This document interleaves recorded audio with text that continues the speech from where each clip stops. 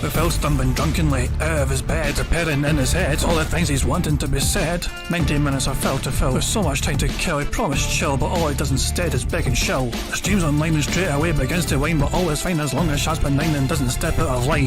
His content's immature for all to endure like fresh manure, but I feel sure he ran shoot of feeling so insecure. The money earned from yesterday was withdrawn and long gone, as Phil's spending impulse is always set to stay on. If supports are also slow and stays so low and fails to grow, you never know, the show may turn into an easy bingo.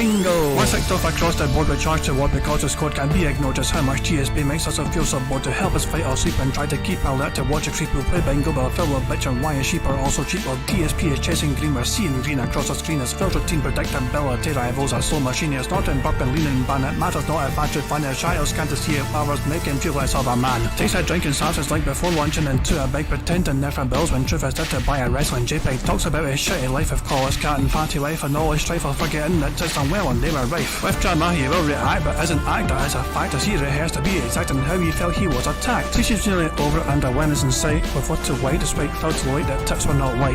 We'll say alright it is okay and now it's time for Phil to play, but first he'll say that tips will help from being off the other day. And with those words we win again, it's never if but always when the game is won. Thanks to that we made it to the very end.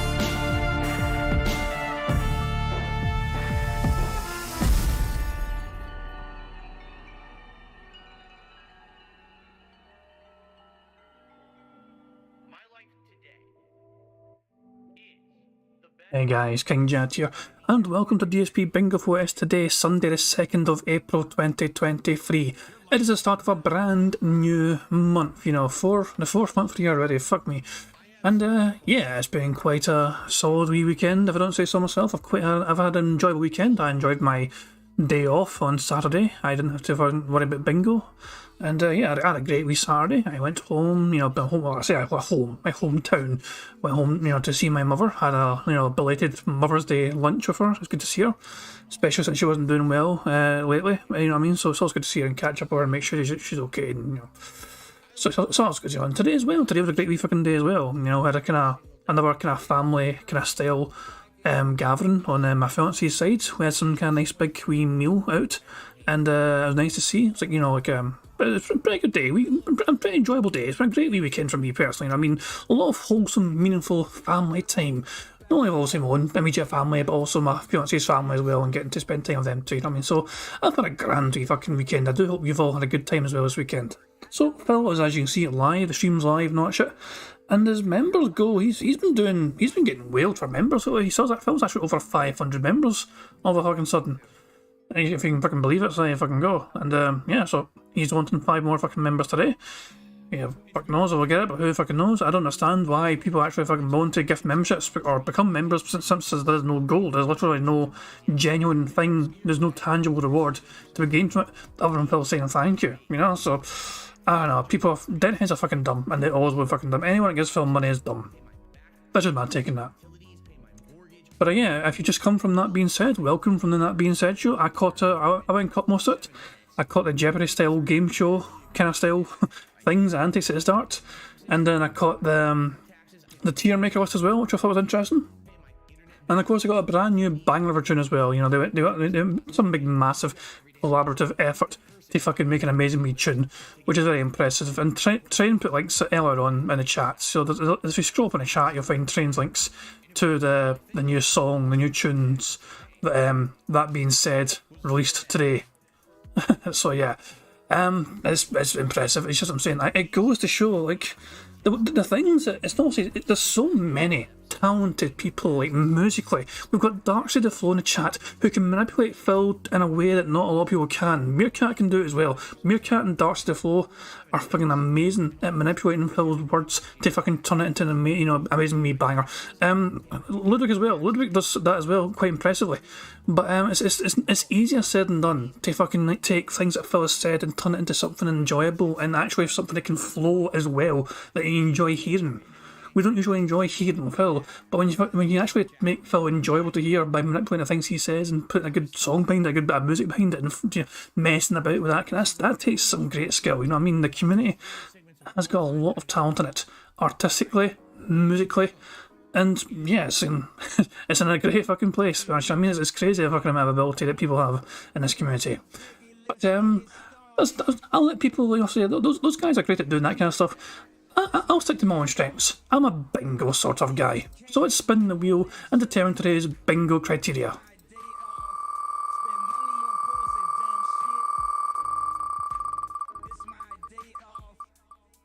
And it's going to be necessarily, I think. Yay! Necessarily is the thing for today's bingo card shenanigans. Fantastic stuff. So, we need a number. We need a number between 1 and 229. The very first number in chat I see, which contains a number 4, will be the card I use for today's bingo card antics. Remember, it needs a number 4. Toxic Courageous with 145 was the first one. Technically, the first number was 58 from Mike Bernstein, but didn't have number 4 in it. Sorry, Mike Bernstein. Oh, so yeah, sorry. But yeah, Toxic Courageous 145 was the third. It was the first one number I saw. Brad Burning says, does Scotland say necessarily? I see what you did there. You took the Loch Ness Monster and you fucking turned it into a wee pun. Now, you clever wee bastard. No, we don't say that. We don't. Anyway, we go to the 145th bingo card for today's game. Oh, I went too far. Damn it. So here we go. The 145th bingo card will be the 146th. Shit, I fucking lost it. Which one was it? This one, okay. Is it this one? Yeah, it's this one right here, okay, just want to make sure. So it's the card on the right hand side. So, what have we got for today's bingo antics? We got Phil bumping his microphone, him scratching his stash, him messing bit with his phone, him saying business and likes. Then you got him saying necessarily, or necessarily, if you fucking go, I said it just for you.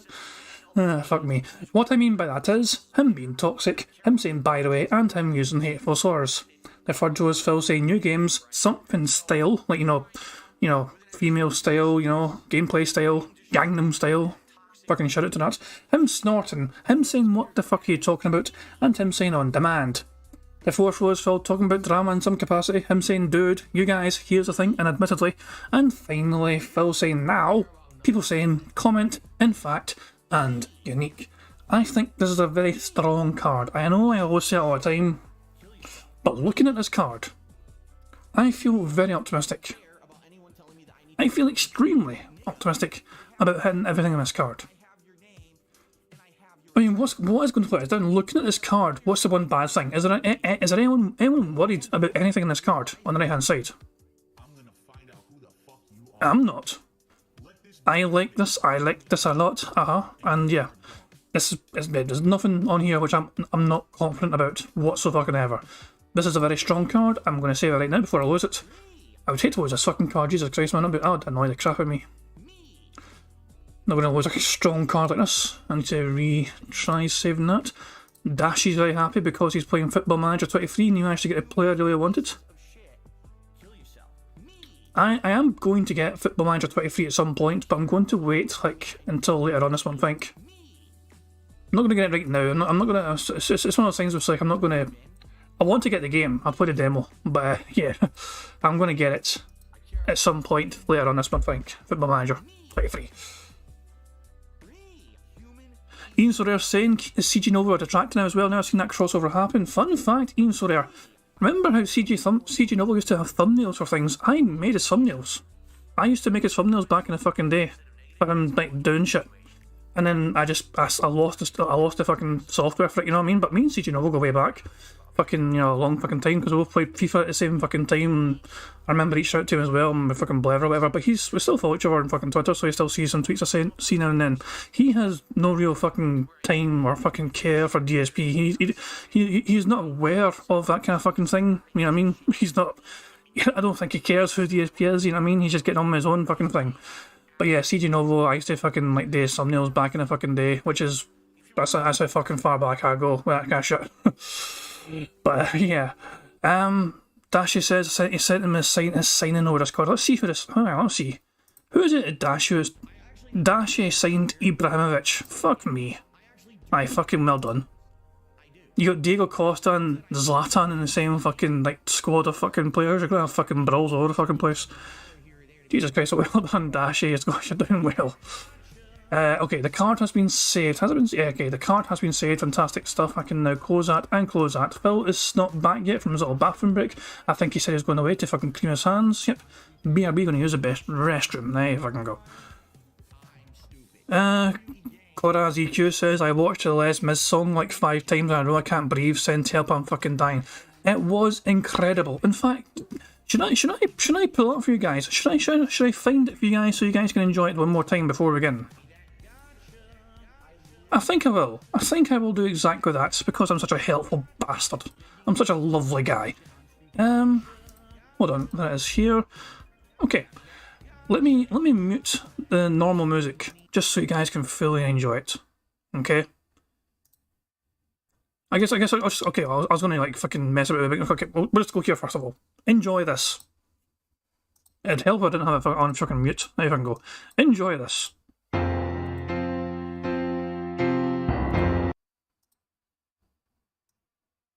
It'd also help if I fucking made sure you guys could see the fucking screen. Let me just do that one more fucking time. Enjoy this.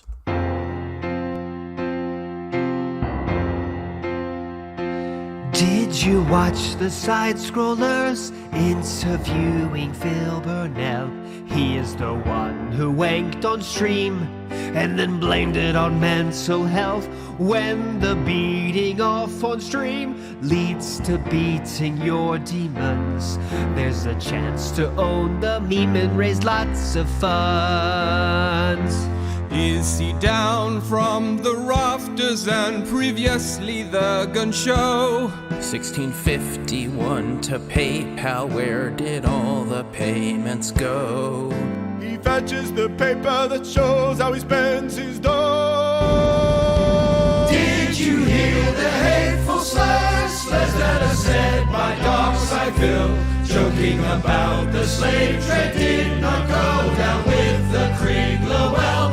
The joke is child trafficking. Racism was not the subject. Let's just move on because Adam's completely correct. Game is anyway, we need to make him work real bad. Detractors of Phil are wrong, but documentaries on Keem are fact. Now Gundam has questions, we need one more DDoS attack. Did you watch the interview? More like a grilling of DSP. Brought up the fact that Cat had been abused so he would get pity. When the beating of your wife, you can exploit it for some clout.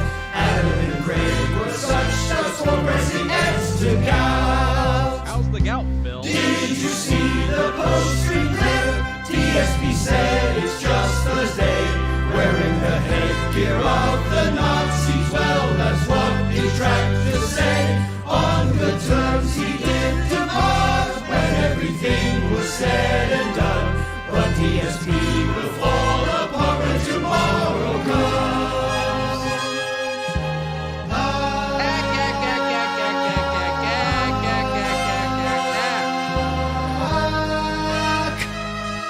Tomorrow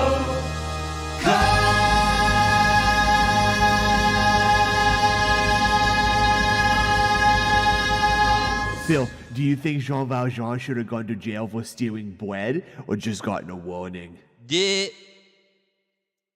Insane. In-fucking-sane. Obviously it deserves a fucking like. You guys can, if you guys have not been to the fucking video yet, to fucking give that shit a like or whatever, you know what I mean? Like, the link is in the chat right fucking now, you know, go there, fucking give it a like, you know, shit, that is an incredible production. Phil's still not live yet, thank fuck for that. Didn't miss anything in the fucking show, great stuff. But yeah. It just, okay, right, hold on, let's get the music playing again. There we go. I was wondering if I was like, is it just me fucking speaking? Where's the music? Of course, I fucking paused the music so you guys could enjoy. That being said, most latest production. Les Misery Broker. It's an incredible fucking effort from everyone involved, you know what I mean? It's just, the talent on show. It's just incredible. I would love to see Phil's community try their absolute best to fucking replicate this kind of sort of musical endeavours, you know what I mean? Like, where's all the fucking Phil fanboys making amazing fucking things like in a Dark Side of Flow kind of style tune? You know, like you're gonna have fucking Phil dropping like some fucking, you know, amazing fucking track. No, they don't have the fucking ability to do that. The only ability that they fucking have is to fucking give Phil money whenever they fucking request it seems, you know? Jesus fucking Christ. Otto Insane says he's definitely heading for a mental breakdown and end up driving to Dundee barefoot. As long as he fucking, if he tries to drive the whole fucking way, he's got a whole fucking ocean in between here and there, so as long as he fucking just stays in, there's plenty of Dundees in the world, I'm sure, and there's probably a few in America, so as long as he doesn't fucking come to the Scottish Dundee. Keep him in the fuck out of Scotland. Anyway, let's get the game all set up, guys. We have a bingo card selected earlier on, and let you guys see it now. And let me go through the rules as well. If people are new to the bingo streams, I'll go through some of the kind of wee rules and all that shit. So, first of all, if you're new, welcome to the bingo. I do hope you're all doing well and enjoying your weekend. Secondly, this is a card you can see on the screen before you. This is a bingo card for today's fun and games. We have a certain variety of ways to fucking get free spaces. If Phil snorts 25 times before recording for gameplay, free space. If Phil burps 10 times before recording for gameplay, free space. If he does this twice, you know, like 50 snorts for example, or 20 burps, a secondary free space is gained. If Phil gets 100 likes and starts to blow his bubbles through not shit for his audience before recording for gameplay as well, that too is a free space. And finally, if this very stream right fucking here gets a free goddamn fucking space, I mean, it gets 100 likes. If 100 likes here, free space. 100 likes there, free space, basically. You know, as long as we're still playing bingo, you know what I mean? So yeah, there we fucking go. That's the criteria for fucking free spaces. I like how my brain just fucking switched off and just broke the last few words of what I was meant to fucking say. You know what I'm saying though? 25 snorts, free space. 10 burps, free space. 100 likes, here or there, free fucking space. BST says hit that free space button. The like button, of course, yeah. So yeah, I mean, hopefully, it'd be nice if we don't need the free spaces, but it's certainly handy to have. The last time I played bingo on Friday, we were one space away from a full fucking house. We've had a few games now within the last week, we were one away from a full house. It was frustrating as all goddamn hell. So, hopefully today, it'd be great to end the weekend, and I've had a great fucking weekend, I've had a great fucking few days, to be honest, you know what I mean? And it's just, I'm in a very, you know, happy enough wee mood, you know what I mean? Phil's starting to be on the show very soon. But I'd love to end this robust weekend on a great high note of getting a full house nailed bingo. So, fingers fucking crossed we get that. And remember guys, if we get 25 out of 25 in a card, I don't just want to win for the sake of fucking winning. If we get a full house 25 out of 25, one of you guys can win a prize. Look at the fucking bottom left of the screen. 25 green squares equals £25 prize or someone in chat. You know what I mean? So, it's within your own best interests to, like, you know, like the stream for example, to help us get to a free space. I'm just saying, you know, I'm not trying to twist your arm or anything, but fucking do it. So yeah, Phil is starting the show right fucking now, and yeah, remember, tag me in chat in case I miss anything in the card. I don't try and miss things in the card, I just do sometimes because I am a stupid bastard. Nothing I could do, dude. Bugged bingo mechanics and all that jazz. And yeah, aside from all that, you guys all know the rules by now, I said, you know what I mean? So we've got free spaces on the go, hopefully we won't need them, but yeah, I mean, what else is there to fucking say? The show's about to begin. Fuck you, DSP, you're a wee bitch. Good fucking luck, guys. Here we fucking go. Good morning, everybody. Hello, and welcome to the show. It's the Level 1 podcast. We're busy having fun down here on Level 1. I'm Darkside Phil, and I welcome you here to the show. I look weird today, don't I? I wonder if it's the lighting, if it's the different colors with the camera. I don't know if I look weird. How do I look? What do you think? Anyway, it is Sunday, the 2nd of April, 2023. So first of all, hallelujah, April Fool's is done. For anyone who fell for April Fool's jokes yesterday, I feel bad for you. At the same time, it's obnoxious. I agree. Like, for people trying to pull pranks all over the internet and stuff, it's kind of annoying. I'm glad that it's over. Although, calm the fuck down, you fucking wee prick. Let people have their fucking fun. As long as it's all done in good fucking faith and good fun. Jesus fucking Christ. Hawksworth is asking, is the word exaggeration on the word list? He said it a lot recently, no exaggeration. No exaggeration is on the big list of things we have for our cards, but it's not made it to this particular card. It has been on the last couple of cards at times, I think, you know what I mean? No exaggeration, but yeah, it is already on there anyway. So it's a good shout. It's such a good shout, it's right there. But yeah, it is part of the words and already in rotation, but it's just not made it to this particular one. I just want to fucking make sure I'm not. So Phil's not snorted yet, has he? Like, he almost fucking snorted, it looks like, you know what I mean? But nothing yet. And the only thing we've got so far is you guys. I don't think I really fell for anything yesterday, which was a good thing. You fell? No, you fell for somebody fucking claiming they won $100 fucking in PlayStation credits. Or is it $500 fucking? Kagome got your ass. We seen the fucking screen grabs in your fucking chat. You go, oh, congratulations, and then go was like, April Phil. Jesus fucking Christ. But Phil was bitching and whining and moaning, but people having some fun with April fucking Phils. Get the fuck out of here, you fucking antisocial hermit. Let people have some fucking fun and enjoy the fucking day. Fucking just absolutely sucks the fun out of everything. If other people are having fun and it's a harmless bit of fun, nobody gets fucking hurt, feels like it's a fucking horrible, annoying thing. People are fucking lying all the time. As if he doesn't ever fucking lie himself. Obviously, there's a few things, you know, being thrown at you from every direction. One of the weird things is that they had announced that everyone on Twitter was going to lose their blue verified check marks on April 1st, and no one did. So it was a lie. But the question is it just going to happen randomly one day out of nowhere because, you know, they said you were going to? Not that the blue verified check mark really means anything, but it was just funny that they had said that, and everyone was like, gee, April 1st, kind of weird you would time that for April 1st, no? And then it didn't happen. But anyway, I hope everyone's having a good weekend. I hope everyone is ready for a full day of gameplay streaming goodness today. In fact, as we're heading now into the rest of my streaming week, 4 straight days where I'll be doing non-stop gaming streams for you guys, okay? No more vlogging, no more reacting. It's just gameplay, okay? And I know that a lot of you are very happy about that you want to see the gameplay. And that's my, as they say, my bread and butter. That is where I came from. That is how I became known on the internet, and that's what most people still tune in to see. Although, some people like the variety, and they do enjoy the fact that I've branched out. In fact, I will say this. So now we're about 2 months, roughly, into DSP Reacts existing and having content on it, you know. And over there, we've got essentially 3 different consistent things going on. We've got the weekly DSP versus the Internet Clips React show. We've got the monthly long-form React. First, it was the Pro Jared documentary. Then it was the Wings of Redemption documentary. And now, we've got weekly, 1 or 2 times a week, reviews of various different kinds of media. Mostly movies, but I did review the entire Last of Us TV series as well. So with all that content over there, how is the channel doing? Well, views, it's doing all right. It's not amazing. It's not terrible. It fluctuates depending on the subject matter. You know, sometimes I'll review something and the views will be like up here, and sometimes the views will be way down here. It really depends on who has interest in what.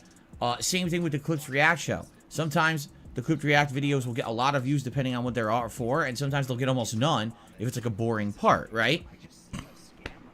However, I will tell you this. Man, did I choose to do it at the right time. Because the month of February was a very slow month for gaming. In fact, the only thing going on the entire month of February really was Hogwarts Legacy. Outside of that, it was a very slow month. And if I had not diversified and started up DSP Reacts that month, I actually would have probably seen a significant dip in income that month. But because I diversified and people were excited to see something new, the additional support that I got over on DSP Reacts kind of made up for the fact that February was a slow month. Now, the good news is, March was not a slow month. March was a decent month. There was a good amount of stuff going on in the month of March.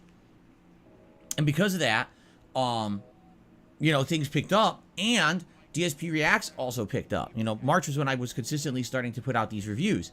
So, I would say it was pretty good, and I think what'll happen is, as, you know, the year progresses on and there's more interesting stuff, like, let's say there's a hot new TV show that people want to see me review every week or something like that, or there's something big that happens to react to, I think that channel will do better. And of course, as the hotter new games come out, then things will pick up here on DSP Gaming as well. So, for an initial start, I think it's working well.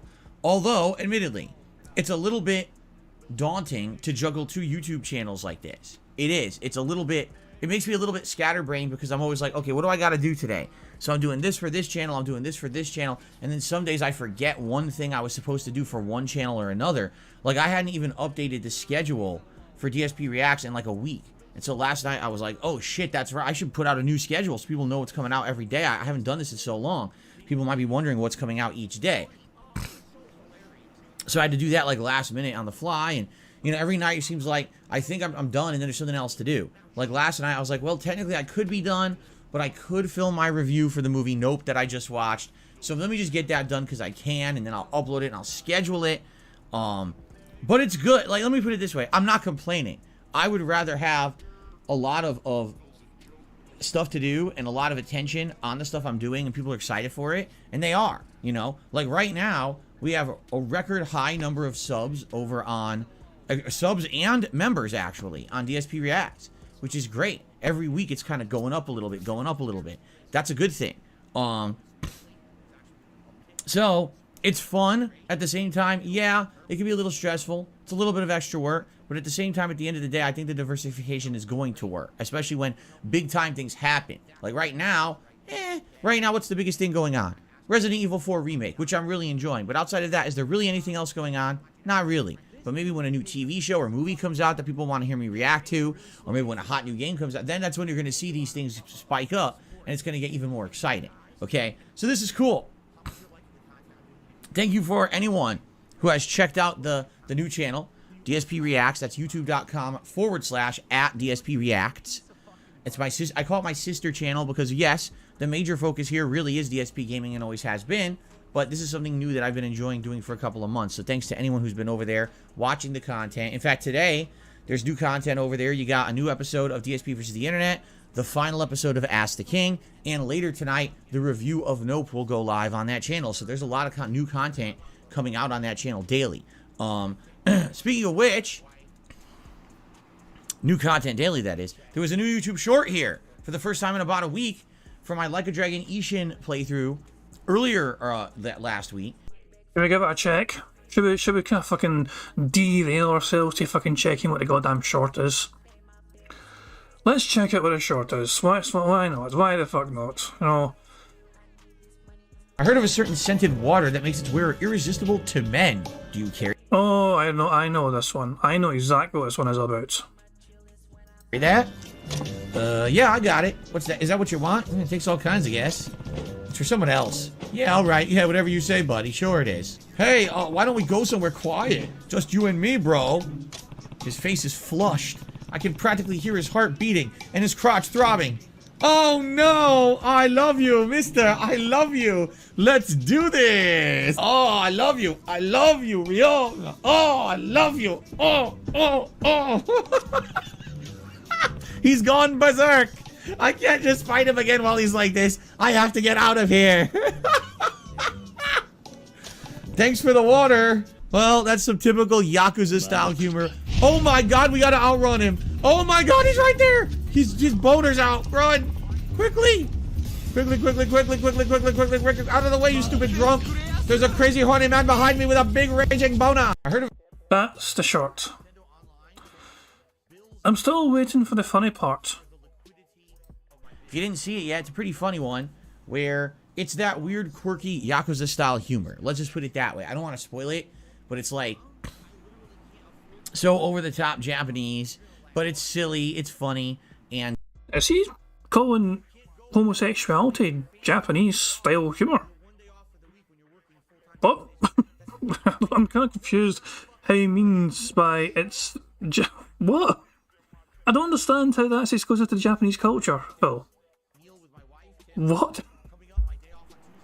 So over-the-top Japanese, but it's silly, it's funny, and it was a highlight of the last stream, so I turned it into a short, and it looks really good, so give it a look if you haven't seen it yet. Hopefully you enjoy it, alright? Will there be more shorts this week? Likely there will be, but the thing is we need to get heavily into gameplay, which we really haven't. I've done 2 gameplay streams this week so far, both only 2-hour streams, because I've been so busy with everything else, so now we can get into the major swing of gameplay starting today, okay?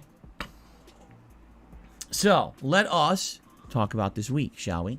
By the way, to let you know about today's podcast will be much more laid back. And what I mean by that is, I don't have a ton of news to talk about. I don't have a ton of points to hit. What I'd like to do is just kind of talk about the schedule, maybe do some shout-outs, and then do some Q&A with you guys. A more relaxed podcast today, which fits the theme, because today is definitely a chill gaming day as well, okay?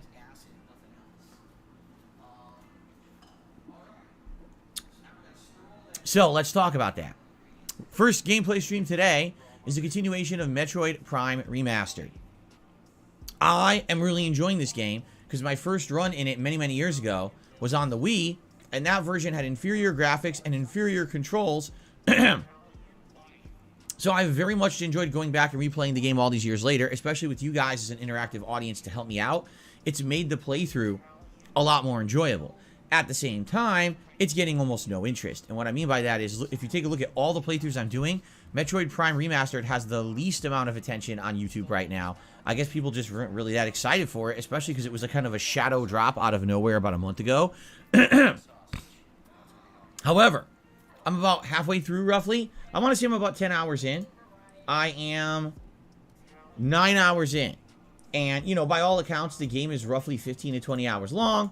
So we're about halfway through. I'm enjoying it. I want more today. You know, I like what I like about it is that it's very chill and relaxing as we're playing. The music is good, and we could talk. We could talk and chill and hang out. So please treat today's stream like that. Treat it as if we're going to relax together, have some fun interaction. Oh, yeah, there's a game going on as well that we might talk about every once in a while. But that's how I want to kind of treat today's stream, because if you just hyper-focus on Metroid Prime, yeah, it's not that interesting. But if it's more of a social experience, I think... You're really fucking selling the gameplay for us, Phil. The game's not that fucking interesting. Don't what the fuck are you... Phil. Jesus Christ. You're not really fucking selling the product very fucking well here. You're trying... It's like you're fucking telling people to fucking go away and go elsewhere. They're not going to enjoy the gameplay. If you're going to fucking stay for the fucking community. But at the same fucking time, if no one's fucking talking directly to you about the fucking game, you fucking complain and bitch and whine and moan about it. How many times has Phil bitched and whined and moaned that people aren't paying attention to the fucking game he's playing and they're all talking about their own fucking thing? Or they're talking about sports, or they're talking about wrestling, or they're talking about this or that fucking shit. He is so many times over the fucking time, over the years, so many times, he has bitched and whined and moaned about people just fucking, distracting him from him playing the fucking game because they're fucking not talking about him or talking to him. And usually his fucking, rants, not shit, are coinciding with a low support type of day. So what he really fucking means by that when he fucking goes off and one like that is that he fucking wants people fucking giving him money so they can fucking talk about whatever the fuck they want in this chat. I think it's going to be a better one. So that's today's main gameplay stream, and then later tonight on the late stream, it is the return and continuation of the Elder Scrolls 4 Oblivion, which I'm excited for because after 2 streams of grinding, we are finally getting enough ingredients that we can trade in these items and get back into the good graces of the Mages Guild. We have basically been kicked out of the Mages Guild for like dozens of hours because when we were doing the Dark Brotherhood quest line, we had to kill someone for the plot, but they were in the Mages Guild, and the Mages Guild got pissed at me, so now there's like multiple quests I can't complete. So if we do this, we can get back into the Mages Guild quest line, which is good because there's multiple pieces of content to do in it, and it's been fun, and I can't wait to rejoin that and keep that going tonight. Okay, so 6:45 p.m. Pacific time tonight. Please join me for Oblivion fun. All right. Now tomorrow. Did I just mishear him say Oblivion as Oblivion? Night. Please join me for Oblivion fun. I'm okay. He said Oblivion. I just thought fucking Phil was talking about Bolivia, like the fucking country. But nah, he just didn't say it too great. I misheard him. All right. Now tomorrow, Monday, we will swing back into Resident Evil 4 Remake. For those who are following the playthrough, you know that I've been now in Salazar Castle for quite some time. I want to say it's been like 7+ hours, and we're now about 17 hours into the game.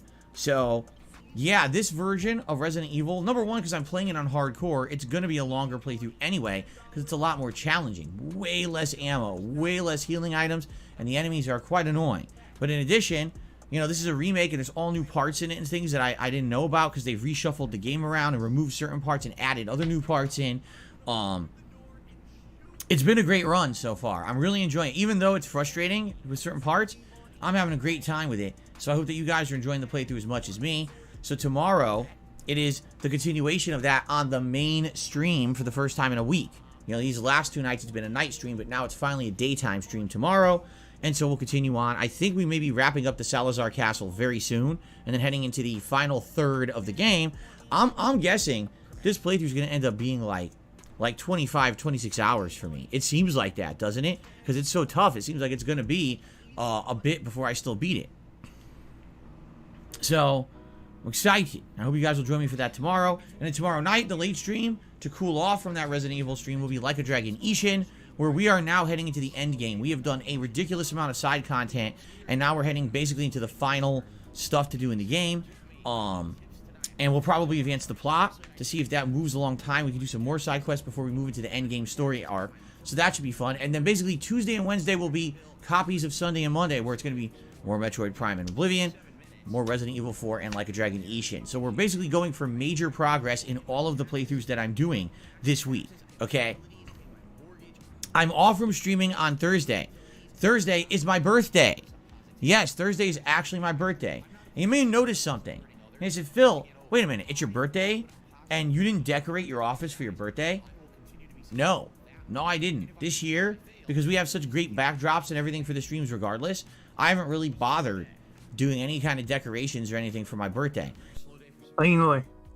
It only took 41 fucking years of him existing on this planet.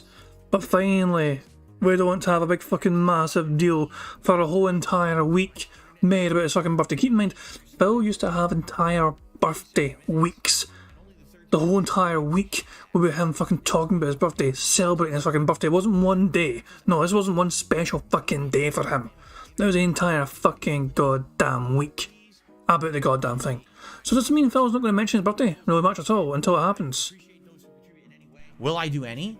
Well, Friday, April 7th, is my birthday marathon event. So if I'm going to do something, likely it'll be for Friday. Maybe I'll have a balloon. Maybe I'll have just a couple streamers or something behind me or something. But I don't think we need to go too crazy for it this year. I know this is crazy because some years I've done birthday weeks, okay? I think what it is, as I get older, I realize it's not that big of a deal, right? It's good to have, we'll have one day. Friday we'll do it. We'll celebrate it on Friday. I'll already have been older by a day. I'll be a year older, you know what I mean? But we'll do the one day. We'll be silly and, you know, and have some fun on that marathon. What are we doing? A ton of stuff. I'm gonna be taking shots for big contributions. So I hope you guys don't get me too sloshed. We're gonna have birthday cake, all right? I love how the very first thing he mentions for the big, the special things that are happening that day. This is twice in a row now. I fucking noticed it. 2 different free streams podcasts in a row, level 1 podcasts in a row. The very first thing he mentions about how it's going to be a special and different fucking day is that he is going to take shots for $100 contributions. It is the #1 priority for him. This is the biggest fucking thing to happen on his fucking birthday. He wants to fucking make sure that the fucking fans are aware that the one big new thing is that he will fucking take a shot of gin if he gets $100 fucking dollars in a tip. He's not just dropping it in randomly, you know, he's talking about everything. It's not, it's the first thing. And the first thing, #1 priority in a list of things that happen on that fucking day. He wants to make sure those audience members know, yeah, $100, I will drink for you. Right? We're going to be doing the schedule, the gaming schedule for the future, going through the entire game-by-game schedule and doing that and figuring out what games are the ones that we're interested in seeing me play and adding that to my ongoing schedule. Together, we're going to do that. Tier Maker. We're going to check out Tier Maker for the very first time. I'm going to sit down and get that working here in my setup, and we're going to do some Tier Maker rankings of various different movie franchises, probably game franchises, maybe some food, stuff like that. That'll be some fun interactive stuff, okay? And also, there's going to be a live meal. What is it going to be? I don't know, but I'm going to order some food with my wife, and we're going to have a live meal, so that'll be Feasting with the King, the Tasteful... Excuse me. Feasting with Phil, the Tasteful Truth. We have renamed it. I have to remember the new name, because I forgot the new name of it already. Feasting with Phil, the Tasteful Truth. Okay? Excuse me. So that, and then there will also be a WWE 2K over-the-top rope fantasy battle royale that I'll have to set up. Basically, what I'm going to have to do is, on my birthday, my day off, I have to set up a bunch of this stuff. I have to set up the fantasy battle royale, and I have to set up this tier maker thing on my day off. Great. Don't offer it as a fucking incentive then if you don't want to fucking do it. This was your idea, you stupid cunt. You're the one that fucking suggested fucking doing this to your dumbass fucking audience. So if you're gonna fucking bitch and whine and moan about having to set up the goddamn thing when it was your idea in the fucking first place, then maybe you really shouldn't have fucking offered it as a fucking idea. Dumb motherfucker. But it should be a good time. It should be a fun time. It should be a day-long event that's very different. It splits up the content, and I hope that you guys will join me for it. It should be a fun day on Friday to celebrate my birthday. All right, and then the rest of the week, you know, the usual stuff. On Saturday, it's DSP versus the internet, and then the rest of the week, it'll be all regularly scheduled gameplay. And you might say, well, what's the next playthroughs? Because if you're going to be near the end... Money, money, yeah, yeah. Money, money. Oh, money, money, yeah, yeah. Money, money. Thank you very much to Chris Sizemore for a super chat. He says, Phil, I'm a former alcoholic and I had a problem. Also, Phil, pay me $100 to take shots on stream. I'll tell you right fucking now, Phil has never been an alcoholic. When you're an alcoholic, I don't speak from experience, personal experience, but I do fucking know people who have fucking suffered from alcoholism. When you're an alcoholic, you cannot stop yourself from drinking. Like, it's that thing, you don't know when to fucking stop. And alcohol essentially has fucking consumed your life sometimes. Not all the time, but there's sometimes if you get yourself in a situation, I feel like when you fucking have a drink, and you have a few drinks, but then you can't stop the fucking drinks, and it fucking just takes over and consumes you, and it ruins your fucking life. That kind of way. Especially if it gets worse and worse and worse, that kind of problem, and then, yeah, that's fucking alcoholism. That's when you've got a big fucking problem. And it's fucking crazy. It really fucking is. Like, I've said this before a few times, you know what I mean? Like, there's a guy who used to fucking host late night fucking show stuff in America. A guy was a Scottish guy called Craig Ferguson. In the 80s and fucking 90s, his fucking life was an absolute fucking train wreck. He was in show business, you know, but he was in drugs and alcohol all the fucking time as well. And like, he's told a story one time on his show, and during his part of his fucking monologue, he fucking told a story about alcoholism. And like, he was like fucking, it was because I think Britney Spears was going through some shit at the fucking time, and he was like, I'm not going to fucking make fun of Britney Spears, she clearly needs fucking help. And he fucking told his own story about how he fucking nearly killed himself one day when he woke up in London. Like, fucking, it was like Christmas Day in London, he woke up, and like, he was convinced to stay and not kill himself because a guy behind the bar where he fell asleep, he just fell asleep at the fucking bar, and the guy that owned the place offered him a fucking drink on Christmas Day, you know, just to fucking toast Christmas Day. And he ended up staying with him the whole day and drinking, and his point there was that the alcohol saved his life, and at that point he fucking knew he had a problem. The alcohol, when the alcohol was starting to save his life and stopping him from killing himself because he'd have a drink, he knew he had a fucking problem. Which is a fucking crazy kind of story, you know what I mean? But it's kind of, it's what I'm saying, that's when you fucking see, that's when alcohol can dictate your life like that, and control your life and consume your life, and ruin, like, it's like, that's what I'm saying, Phil has never had that. Phil, what happened to Phil was that he fucking drank too much sometimes and said some dumb shit, which he regretted. He got so drunk, ran his fucking mouth to some other fucking people in the FGC, and they fucking called him on it, and he fucking shat himself and said, dude, I'm an alcoholic, don't hurt me. Begging and pleading for his goddamn fucking life. He is just a fucking bitch.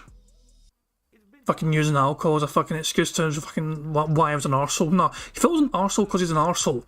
Just because he fucking drank too fucking much and said more than he fucking probably intended to people can fucking actually do something to hurt him, doesn't mean he's not a fucking alcoholic. Phil has never been diagnosed with alcoholism, he's never been treated for alcoholism. No, Phil just drank too much fucking back in the day. Ran his fucking mouth, and when people called him in, he pretended he was a fucking alcoholic.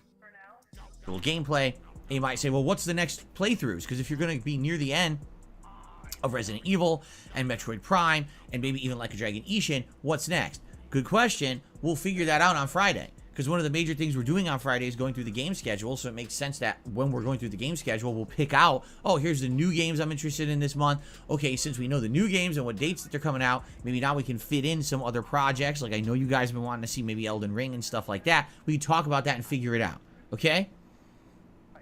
So there you go. That's all this week coming up. All right, guys? Now, we still need to talk about what's the next long-form react I want to do at the end of the month. We have many weeks to figure this out, but at the same time, I'd like to figure it out. And right now, it doesn't seem like we have any giant good ideas yet. No one's really come my way and say, hey, here's a bunch of great suggestions and things. It's more like, could you stay away from drama? All right, you fucking come up with any ideas yourself, you fucking hopeless cunt. You fucking come up with an idea, Phil. This is your fucking goddamn show. This is your fucking business. You're the one that should fucking come up with some goddamn fucking idea. Don't wait for someone else to fucking tell you how to fucking run your own goddamn channel. You're the one that's responsible for the fucking fate of your goddamn fucking channel. You're the one that should fucking decide it.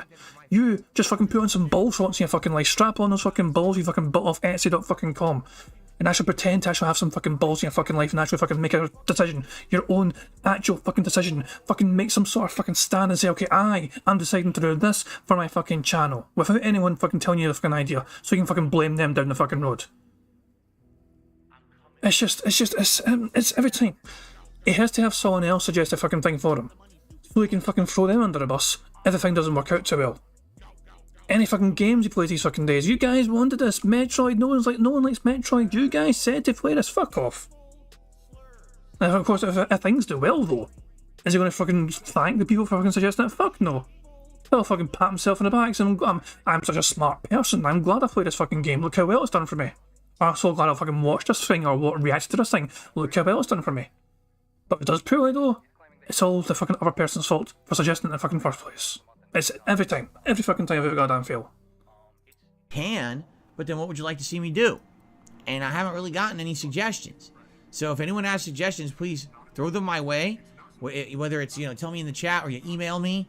I'd like to look into this. If you have suggestions of things I can react to, I'd be down for it. But I need to know what you want. And right now we're 2 days into the month, so not a big deal. But I would basically like to, like within the next week, narrow it down to say 4 options. And then people can vote. The members on DSP Reacts can vote on what is the long form react that they want to see. Okay? So that's kind of the priority right now. We need to focus on what's the next big react event. Then the next thing after that would be what's the next special event we just want to do for fun. Because remember, I'm no longer doing monthly member goals. Those are gone. We threw that idea away last month. It seems to have gone well because we had growth on the channel. And hey, we're doing a birthday event regardless of how many members I had. So seems to be working out fine this way. But the question is then, what do you guys want to see for the next big event? Do you want to see a gaming marathon of like indie games or the challenge run in classic games like I said I was going to do? Remember the retro games challenge? I'm going 1.25 speed. This guy is annoying the crap out of me today. Although he always fucking annoys me anyway because he is sober now. Didn't happen. Maybe we could do that. Would you like to see a retrospective event where people nominate things from my past and we go back and we kind of react and watch old stuff from the history of me on the internet? Do you want to see a special event like a viewer's choice playthrough? Which is fine, but we're still doing the last viewer's choice in Oblivion. So now we would be doing 2 viewer's choice playthroughs, and I'm not so sure how that would work. These are all ideas that I'm kicking around that we could do. Do you want to see a challenge run? Would you like to see me go back and do a challenging run in a game I've already played? Again, these are all ideas. So think about this, because we're going to talk about this likely around the middle of this month is when we have to try to figure this out so we can start hyping that up for May. We already have some stuff going on this month, but once May hits, that's when we want to do that event, all right? So I would say those are the 2 things to focus on. Number 1, we have to think of things for this upcoming big long-form react event at the end of April. That's number 1. And then number 2, what would be the next big event you want to see as a special silly event to do in May, just because we could do one, okay? So there you go. And by the way, my post-nasal drip is really bad today. It's really bothering me badly today. I don't know why, but it is, and there's nothing I can do about it. So please bear with it. I'll do my best to negate it and or not have it affect things, but it's really bothering me bad today.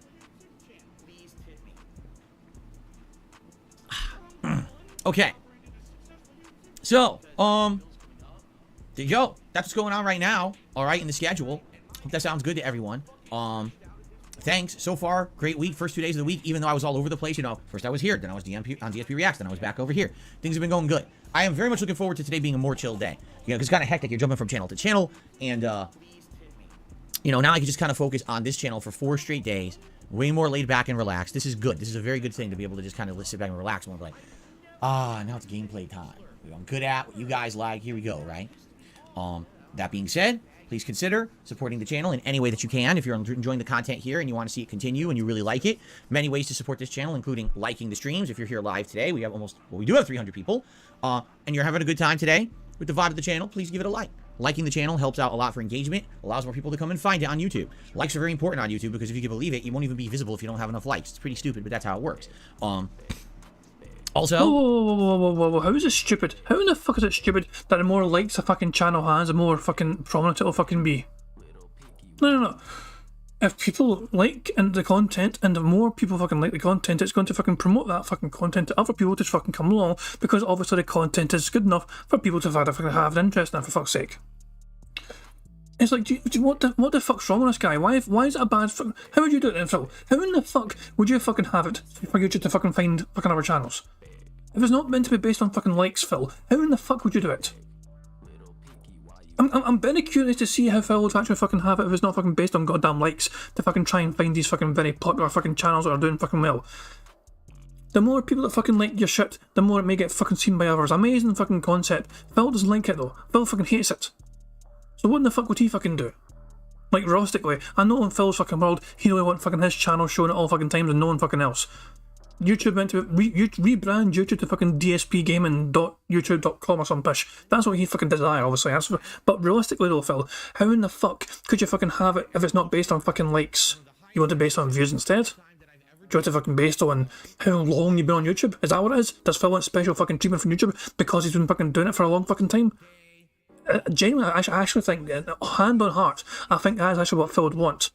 He would want the fucking more long-term YouTubers to get prominence in search rankings. Because they were fucking here fucking for years and years and years doing it. That's genuinely how I believe how Phil would actually want the fucking algorithm to work. Which is dumb as hell. Because it doesn't matter how long you're fucking here for, if your shit is boring to watch, why the fuck should I care? It's just, it makes no goddamn fucking sense. Consider maybe going above and beyond, depending on what kind of, you know, what kind of contribution you'd like to do. There's so many options. You can do a super chat, a super sticker, a membership. You could give some memberships to the community so your fellow viewer gets a benefit of all the benefits of being a member. You can tip, and if you tip, we have certain tiered reward goals in effect that happen. Yeah, money, money, oh, money, money, yeah, money, money. Thank you very much to Puckfootin for the super chat. It says, Jesus Christ, why doesn't he buy a new t-shirt? It's because he doesn't fucking... I don't know why. It's strange. Phil does not fucking care about how he looks. When the fucking dude rocks up to fucking streams wearing Zelda fucking jammies, you know what I mean? He doesn't care how he fucking presents himself aesthetically. Guess he'll get a fucking haircut occasionally, you know, he'll get some busted ass fucking haircut from fucking Supercuts or whatever, or curls and twirls. And yes, it looks fucking terrible as always, you know what I mean? They do his fucking best to try and fucking hide the greys and all that shit. But yeah, it's just, no, he doesn't actually care, in general, how he fucking looks on stream. The fact that, you know, just look at him. Do you think this person cares about how he presents himself? Do you think Phil genuinely fucking cares how he actually looks when he's on a stream? When he is looking like this, when he rocks up in Zelda jammies, when he fucking has some fucking faded t-shirt which is like fucking 14 years old, when he has like fucking like, he's snorting all the fucking time on camera, when he's burping all the time on camera, when he's fucking going, you know, he fucking stands up and walks away sometimes on camera to blow his fucking nose. Do you think Phil cares how he fucking looks to anyone? No. All he cares about is turning up, turning the stream on, and waiting for fucking money to be given to him. He does not care about putting effort into his content, whether it's in the fucking actual fucking product he's playing, or the fucking gameplay, you know what I mean? Or the shit he's reacting to, or even how he fucking looks. There is zero effort across the entire fucking board on Phil Burnell's part. You'll fucking claim otherwise. Oh, I'm juggling two fucking channels, it's so much of a fucking headache. Phil, no. It's not really. You're just not used to fucking... This is like bare minimum fucking effort, and even then it's not you as fucking curating the fucking content, especially for the rack stuff. People are sending that to you, and you're adding it to a playlist. That's it. That's literally the extent of your fucking effort for fucking doing DSP versus Internet. It's a benefit of all the benefits of being a member. You can tip, and if you tip, we have certain tiered reward goals in effect that happen when we hit certain levels of support. So all kinds of great ways that you can support the channel, and I appreciate anyone that goes out of their way to support them in any way. If you do, I give you a shout out on the stream, which we're actually going to do momentarily. We have a couple people who contributed, and I'll do their shout outs for the morning here, and we'll go from there. Okay, ignoring what Phil just fucking said, I do feel compelled. I feel randomly fucking compelled to thank everyone for the support they've shown me, especially throughout March. I don't usually fucking talk about fucking this, you know what I mean, but because I don't want to fucking send a DSP, but genuinely, hand on heart, March was a fucking incredible month with you guys being supportive. It's like you guys... it was my most successful month, technically, in terms of, like, you know, if you talk about fucking numbers. I'm going to fucking put some of that money back into actually trying to improve the stream. I'm going to get a stream deck, but that's because of you guys being so supportive, you know what I mean? So genuinely, thank you very much, guys, for anytime people fucking just feel like fucking giving anything. I certainly always appreciate it, you know what I mean? But I'm jealous. I'm saying I'm going to try and put that back into the streams. I'm going to get myself a stream deck with the YouTube money that comes from that amazing fucking month. I'm going to try my best to fucking make it a more streamlined fucking, a more professional style kind of fucking production. I do my best to fucking entertain as you guys, you know what I mean? But as long as people are having fun, that's the fucking main thing. But yeah, I'm going to actually fucking reinvest. Thanks to you guys, I'm going to try and make things better on here for you guys to see it as well. But yeah, I just genuinely want to fucking thank you guys for just the support you guys have shown me anytime anyway, but last month especially. I mean, March was incredible. So yeah, honestly guys, thank you very much. But I want to make sure as well I curb my expectations, just because I had an incredibly supported month on March. I don't want to fucking let myself get carried away and thinking I could actually match that. If I got half of what I did in April as I did on March, I'm still going to be very happy, you know what I mean? But I just want to make sure I don't fucking expect it's like, that's the thing, I want to keep myself on, you know, grounded in a sense, you know what I mean, and fucking have realistic expectations. But you guys were incredible last month, so I just wanted to make sure you guys know I appreciate all your generosity. But if I ever come across as expecting that, make sure you put me in my place, okay? So I don't want to ever fucking force that to happen. But if I ever sound like I'm fucking getting goody, just make sure you fucking tell me to fucking cut that shit out. But thank you very much, guys. You guys have been amazing. Okay. Sound good? I think that we could just get right into shout-outs. Like I said, this is a way more relaxed podcast today. I don't have a lot to talk about. There's no news going on right now. I checked. There's really no news anywhere. I'm just happy to do a fun, solid day of gaming with you guys. All right? So let's do a couple shout-outs. All right? We have nothing on the YouTube side of stuff yet, but we have a couple tips that have rolled in. First tip of the day. It's come in. A $10 tip from Tarantula MS, who says, "Hey, Phil. What is going on, Tarantula? It's good to see you. Haven't seen you in a little bit. I hope that you're doing well. Happy Sunday. And I do hope that your weekend is going well. And I hope that you're ready to chill. If you're going to be here today for the streams, this is a very chill stream day with the gameplay. Very laid-back gameplay vibes today, which is nice. It's good to have that after a couple days of Resident Evil, which is very hectic and stressful, but still fun. It's good to have that more relaxed atmosphere, right? So thank you very much, Tarantula. Our next tip of the day has come in from Nico, who tipped $2 and said, "Much love, Phil." My nose itches all of a sudden. I get the feeling the next couple of weeks my nose is going to start bothering me because of allergies. As spring starts to go into full effect here. The weather hasn't really warmed up that much, which is why it really hasn't been bothering me. But as soon as this weather starts to warm up, all the pollen's going to hit outside, and then my nose is going to go crazy. I'm going to have to put the air conditioner in to filter the air. But anyway, thank you very much, Nico, for the $2 tip. And then I received another tip. So Tarantula did another $5 tip and says, "Did you check out 2 gaming documentary channels I sent a couple months ago? I could send the links again. Please send them again." One of them, I believe, I asked for permission, and they gave me permission to react to them. In fact, let me give it another look because I'm almost positive that I have it right here. Hold on. 1 second.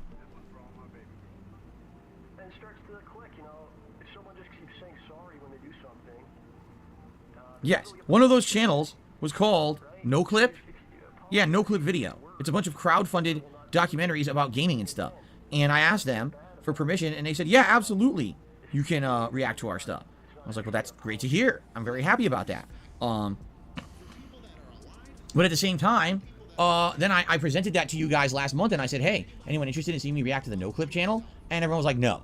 Everyone was like, "Nah, the stuff over there looks boring. No, no, no." I'm like, well, another one that was suggested to me was this Internet Historian channel. I did reach out to them. I asked for permission. I got no response. That's better than no. If they had said no, then I'd be like, all right. But since they said nothing, I guess it means that it's kind of okay to react to this. Jesus fucking Christ. Hey Phil, it was okay for me to fucking do bingo in your streams, just don't say anything. Thanks, pal. Stuff. Or at least they just don't care. But I don't know much about this Internet Historian. I really don't. I don't know if you guys would want me to react to that or not. If you think that's a good suggestion, hey, throw it my way. Give me some suggestions of things on the Internet Historian channel that you would possibly like to see me react to as the long form react this month. I'd be down for that, okay? So, let me know. Alright, let me know. But it seems this month people are really like, can you not do drama? Last 2 months we did the Pro Jared documentary, then we did the Wings documentary. Maybe it's time to move away from the drama, at least for a month. And if you want me to go back to stuff like that later in the year, I'm okay with it, but feeling like, yeah, maybe we should just stay away from the drama and do something different for this month, okay?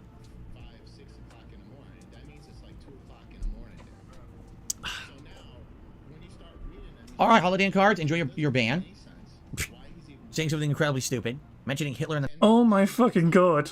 Oh, hold on, we can check this, we can find this actually. Please let fucking Odyssey be live. Hold on. Oh, let's see what he said. Please be live. Oh, you beautiful wee bastard you are. And chill and enjoy. Hold on. Asked them for permission, and they said, "Yeah, absolutely, you can react to our stuff." I was like, "Well, that's great to hear. I'm very happy about that." So let's find this two things. But at the same time, see me react to the No Clip channel? No, to me, didn't care. Do things on the end for that, okay? Is it here? Who's it fucking banned? Someone apparently mentioned Hitler. So, let me know. All right, let me know. But it seems this month people are really like, can you not do drama? Last 2 months we did the Pro Jared documentary, then we did the Wings documentary. Maybe it's time to move away from the drama, at least for a month. And if you want me to go back to stuff like that later. Oh my god, it's a member. Holodan Cards. What's with the Hitler cut? It was a member, he leaned. In a year, I'm okay with it, but feeling like, yeah, maybe we should just stay away from the drama and do something different for this month, okay? Oh my god, he leaned a member? Yeah, the name vanished. Oh wait, hold up, wait. Yep, there it goes. That was a lean right there. All right, Holiday Inn cards. Enjoy your ban. Fuck off, man. Oh my god. Oh, this is fantastic. Oh, I'm so glad. You can only rewind 20 minutes on Odyssey live streams. You know what I mean? So because we're only 15 minutes behind, I knew I was able to fucking catch it. The Nazi, so you're out of here, dumbass. Okay. Do something else instead of a React event. I have a React channel where once a month we do one long-form React, and someone says do something else besides a React event on your React channel.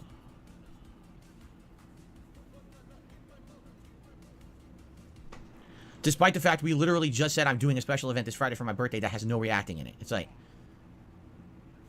sometimes you just can't win with certain people, man. It's like, here's a wall, here's a rock, okay? Here's the person. So I can talk to the wall and the rock or the person. Maybe I'll get more out of the wall and the rock sometimes. I feel. I don't know. Anyway. Anyway. Let's get back on track, shall we? So I have now shouted out everything. Excuse me, everything that I see. Thank you for those tips. I'll say, hey, if anyone else contributes today. Money, yeah, yeah. Money, money. Oh, money, money. Yeah, yeah. Money, money. Thank you very much to Warren for a super chat. It says, great member benefits. I agree. Money, yeah, yeah. Money, money. Oh, money, money. Yeah, yeah. Money, money. And thank you very much to Infidel Castro for a super chat as well. It says, thanks for putting in the work. No problem. Thank you very much for being here and enjoying the content. As I'm saying, if people are enjoying the bingo stuff, I'll say it's music to my ears. I'm still amazed it's as popular as it is. Like, when I done these videos, I just like videos. I mean, before they were live streams, I tried to do like separate videos, and they were like fucking quick videos where I just fucking skipped to things that were on a card. And nobody really seemed to fucking, like, they weren't that good. I know it was like, the videos were okay, and it showed the possibilities of fucking combining bingo and Phil stuff, but as a standalone video where you just fucking skip to the fucking things, it wasn't that fucking great. But yeah, I'm surprised it's done so well working in a stream format, so I'm glad people are enjoying it. But yeah, and as Warren says as well, the previous super chat, great member benefits. That member just basically said what everyone was thinking. Phil's haircut was fucking awful. It kind of does look like something from the fucking Hitler party, or, you know, the Nazi party kind of style cut. And yeah, as soon as he mentions that, he gets leaned by Phil for daring to insinuate Phil's a Nazi, even though Phil does seem to have some very anti-Jewish kind of sentimentalities, you know.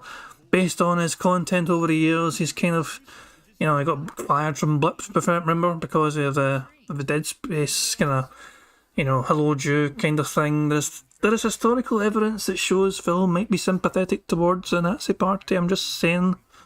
But yeah, members getting leaned in Phil's chat because they fucking dare to opinionate on Phil's style. Anyway, let's get back on track, shall we? So I have now shouted out everything. Excuse me, everything that I see. Thank you for those tips. I'll say, hey, if anyone else contributes today, thank you. I will give you a shout out. But in the meantime, we literally are going to open up to Q&A right now. I know it's very early to open up to Q&A, but there's really nothing really that crazy going on today. And I said I would much rather have this be a more laid-back show. So if you guys have some questions you'd like to toss my way, please do. Retro Parasite says, can you do more newer TV and movie reviews? Well, I'm reviewing Nope tonight, and that's a movie from last summer. Newer TV, I just did The Last of Us, and that was a show that was live. I was doing it as the episodes came out. I feel like right now there's not much going on in the realm of new TV, right? Like, no one's really talking about any hot TV show going on right now. So I'm really not, you know, following or talking about any of them right now because there's nothing to really watch. I'm watching stuff kind of either balanced between Amazon Prime or HBO Max, but when something new comes out, then I would be excited to watch and review it. If you got suggestions, please throw them my way, okay? What kind of cake is Kat making? Don't know yet. She's bouncing between, get this, carrot. Sorry, Kat's bouncing. Yeah, she's fucking big enough to fucking bounce. Jesus fucking Christ. What kind of cake is Kat making? Don't know yet. She's bouncing between, get this, carrot cake or some kind of cake with fruit, like maybe like a strawberry shortcake. We're doing something completely different this year. Usually every year it's chocolate cake, chocolate cake, chocolate cake. And we kind of decided today, or not today, but this year, we don't just want to do the same thing. It's been like 4 or 5 straight years of the same cake. We want to do something very different. So I don't know what it's going to be. She's looking at it. She's looking at online recipes because whatever she does, she's going to make from scratch. She's not going to be, oh, I bought a mix and I just made it, you know, with the pre-made mix. She's going to actually make the cake batter from scratch. And so it's exciting to see what she's going to do, but she hasn't decided yet. Okay. Let's see here. Elvis is a new movie on HBO, pretty good, worth watching. The Elvis movie, I saw it on HBO Max. Elvis, I haven't seen it yet. Maybe I'll watch it. Elvis, as a suggestion. Steven says, are you going to do a review on Everything Everywhere All at Once? I want to, but it's not available to rent anywhere that I am. The only place it's on right now is Showtime. I don't really want to do a whole Showtime subscription just to watch the movie and cancel it. I'm kind of waiting for it to maybe pop up somewhere else. If it doesn't show up anywhere else within the next month or two, I might just cave and do the Showtime temporary subscription and then cancel it right away. I guess we'll see. But no, I'm not doing that yet. Okay, but I'm interested in it, certainly. Returnal, I don't even know what you're talking about. No, I would not watch Saving Ryan's Privates. That's absolutely disgusting. Will the Ken wig ever make a return? Yeah, if there's a reason. Here's the thing. Here's what a lot of people don't get, okay? Every once in a while, I'll do something silly or different or fun. And the reason I do it is because it's out of the ordinary. It's something special. If you take something that's weird and silly and different and fun, and you just do it all the time, it's not special anymore. It loses its value. You understand? So, for example, the Ken wig was really funny for Halloween. It looks terrible. It's silly looking. It's stupid. And my Ken outfit was really, really one of the silliest Halloween costumes I've ever done. I think people really... Okay, I feel like I've heard this before, okay? I've heard this kind of thing before, and it was for the vest streak. The vest streak had this fucking wording before as well. So when Phil first found that fucking vest, right before the vest streak started, Phil's like, he had demands as soon as he fucking found it and put it on or whatever, and people were asking for it all the fucking time, and Phil said at the time, we can't fucking put it on just for the sake of it, you know what I mean? I want this fucking vest to have value and meaning to it. But yeah, and then also it turned into a fucking goal, and $100 per stream, Phil got to fucking wear the fucking vest. And the vest streak was fucking born. So when Phil thinks of it as something with value and meaning to it, not shit, essentially what Phil means is, as long as he's paid enough fucking money for it, you know, then he'll fucking do it, you fucking tell him today, essentially, within reason. That's weird and silly and different and fun. And you just do it all the time, it's not special anymore. It loses its value. You understand? So, for example, the Ken wig was really funny for Halloween. It looks terrible. It's silly looking. It's stupid. And my Ken outfit was really, really one of the silliest Halloween costumes I've ever done. I think people really liked it. But then people are like, were you going to wear the wig? Are you going to wear the wig? No, that wasn't the point of it. The point of it is that it's a thing you do as a rarity, as something funny. You don't just wear the Ken wig all the time. There's no point, right? So if there's a silly thing happening that makes sense, that'll be funny to do it, I'll do it. But I'm not going to just wear it all the time. That's dumb. So stop asking for it. You know what I mean? Like, yeah, maybe one day I will. Maybe we'll do something silly and fun. Street Fighter 6 is right around the corner. It's 2 months away.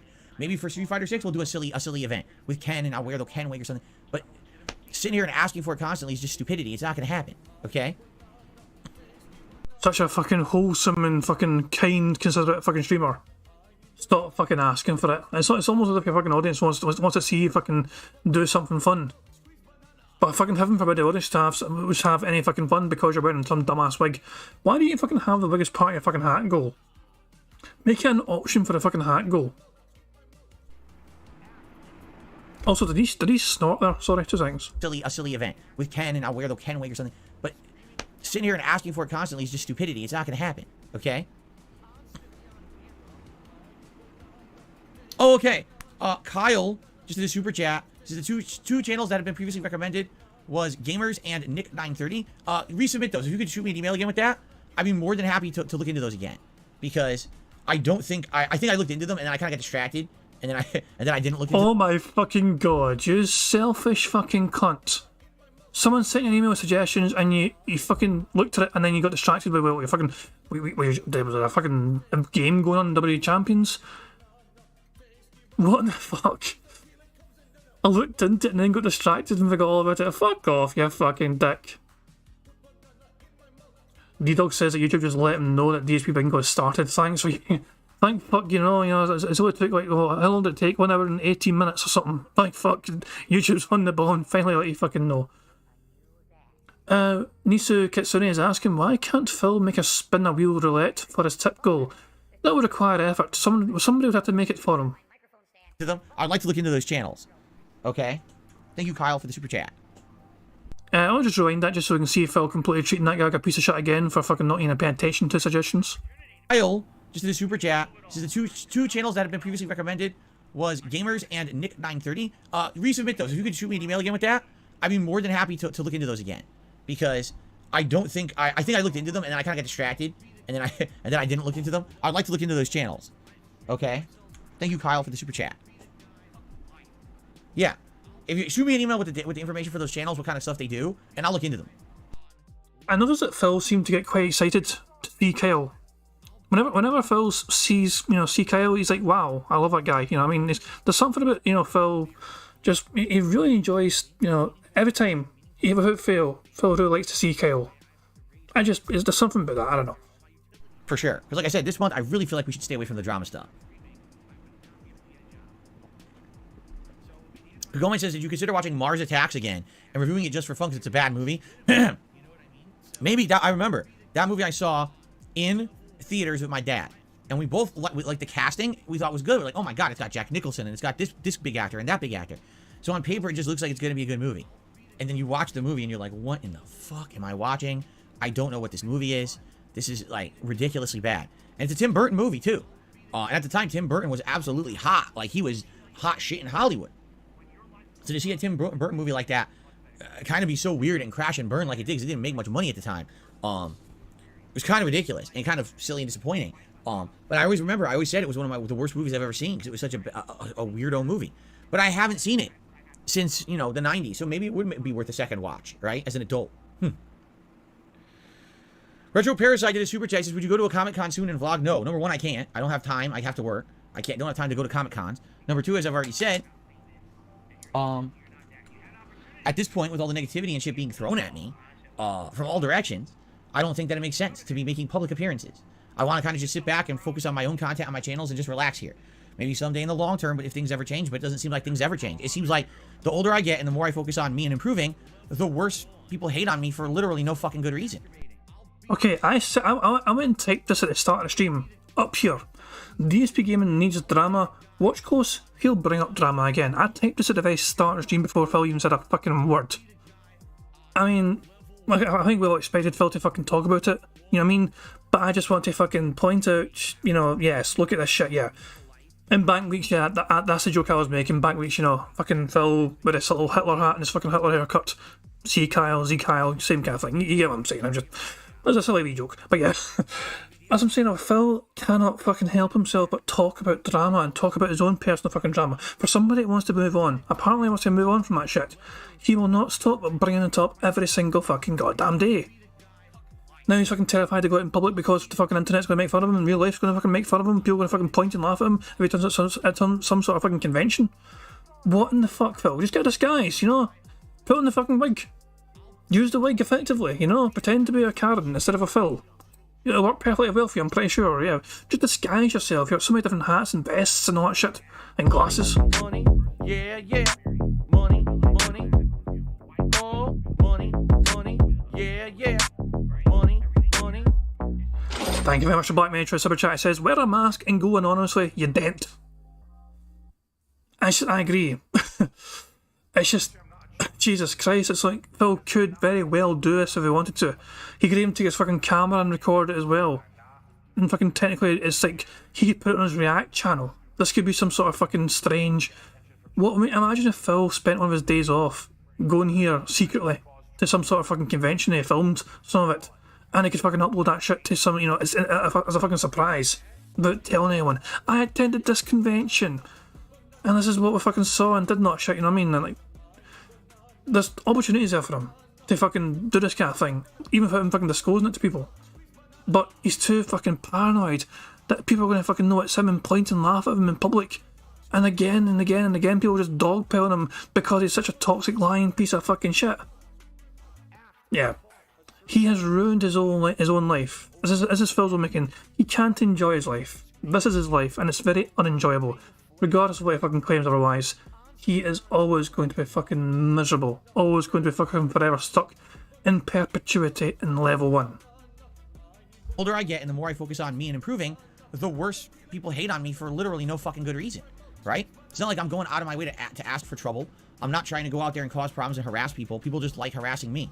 So it seems like if you put yourself out there in a situation of risk, it's just, why do that? So I don't know if I ever would. I really don't, just being honest. At this point, I like just being me and sitting in my space and making content for my audience and just relaxing here, man. Low Spec Gamer does amazing documentaries on how consoles came to exist. Recommend him. Okay. Oh yes, Returnal. I'm definitely. He says, will you experiment with drugs as you get older? Oh, that was actually my plan. Is the older I get, I'm just gonna immediately just trying to get into like psychedelics and psychotropics and just try to completely make my mind turn to mush, because that's all. Obviously, as you get older, that's the time to do it, right? I mean, come on. Bit fucking late for that, Frey. Plenty fucking mush as it is. Also, somebody gave you a suggestion in your chat for a fucking channel to fucking possibly react to. You fucking just fucking, you know, scoffed at it, said K and moved on. No sign of Phil taking a note of that channel to reach out to or anything. Phil's going to forget that suggestion altogether. He didn't even fucking take a note of it down or anything. He's not even... No. Why the fuck does he fucking ask for fucking help and feedback from people if he's not even going to fucking bother his arse to fucking take a note of it? It was a perfectly fucking valid suggestion. Somebody gave him. Hey, here's a fucking channel. Reach out to them. They do some good stuff. And Phil's like, okay, fine, whatever. Just moves the fuck on. Phil, I can't imagine Phil on like fucking heroin. That'd be a fucking trip. Wow. Am I going to see the Mario movie? I've already answered that question. I'm interested in it. It comes out this week. But my wife and I said we don't want to go see it when it's new, because the week or two when it's new, you know, the theaters are going to be absolutely jam-packed full of people, right? And we'd rather see it more laid back and relaxed with less people, so that we feel like we're getting our money's worth. So if we do see it, it'll probably be later on this month or early next month, and then I would review it. But I want to wait till it's, you know, it's a better opportunity to do it, and we'll have a better time at the theater. So I'd much rather go to the theater when I can enjoy it, and you don't have 400 children screaming around you, and people on their fucking cell phones, and, you know, being stupid just because they fucking don't know how to act. Yeah, sure, that's the whole reason, Phil. You're just fucking terrified that people are going to fucking recognise you if you fucking walk into their theatre. Every single member in the audience fucking turns around and goes, it's the guy that masturbated on stream in front of children. It's the guy that fucking begs for fucking money online from fucking people who are disabled. It's the guy, everyone. That's the guy that got fucking fired from Machinima and fucking fired from Twitch and fired from TV and fired from Streamlabs. Fuck me, man. Phil's just terrified of being recognised. Even in a fucking dark movie theatre. Phil's idea of a good fucking movie experience is to fucking go when no one else is there. He wants to fucking go on a random Wednesday or Thursday at like 1 PM for some sort of matinee show where there's no school kids around and no fucking normal adults around to fucking enjoy a children's movie. Money, money, yeah, yeah. Money, money, oh, money, money, yeah, yeah. Money, money. Thank you very much for Black Mage for Super Chat. It says, I got high the first time in my life at 31 last year. It was awesome. I highly recommend it. Cannot fucking say for myself. I've never tried anything like that. I've never felt compelled to. But I've always said, each to their own. You know what I mean? As long as people are careful with what they do, if people, I don't fucking let it consume them and take over. You know, each to their own. You know what I mean? Like, so. But yeah, personally, not for me. I've never felt compelled to or wanted to. But at the same time, if people are careful with how they fucking enjoy things, as long as they're not harming anyone else, each to their own. That's always been my mentality. So as long as you enjoy it and are responsible, cool stuff. Cell phones and, you know, being stupid just because they fucking don't know how to act. No, I've never seen the Warcraft movie, therefore I have no thoughts on it. I don't even know what an Alamo Draft House is, so I assume I don't have one in my area. I've sneezed many times on stream. What are you talking about? I've definitely sneezed a lot on stream. Plan to see the new Avatar or Dungeons & Dragons? I literally have zero interest in the new Avatar. If I see it, it'll be like, if it happens to show up on one of these on-demand services and I just give it a look. But Dungeons & Dragons, I don't know. I don't even know, like, is it coming out soon? I heard it was being made, but I don't really know anything about it.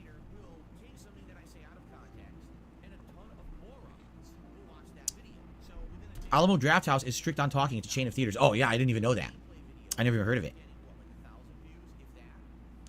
Lord Prince Albert. This is an extra source of income. He did super chat, by the way. As an extra source of income, would I get into business consulting for aspiring streamers who want to be successful? I think it would be profitable. No. I'm a very, very small-time streamer. Hold on. I want to see that question again, hear that question again. I never even heard of it. Chat, by the way. As an extra source of income, would I get into business consulting for aspiring streamers who want to be successful? That's incredible. As an extra source of income, would Phil fucking be a consultant for other streamers on how to be successful? Are you fucking kidding me the fuck on? Phil, giving other streamers advice on how to be fucking successful. Lesson 1, see all the shit I did? Don't do that. Step 2, profit. Make money, not sex deviant. Our profit, not him. It would be profitable. No. I'm a very, very small-time streamer. I don't know why anyone who has aspirations of... Phil, you fucking have 200,000 subscribers. That's not small. That's not small time. Look, Phil, You have 203,000 fucking people subscribed to you on YouTube. That is a fifth of a million. You have a lot of subscribers.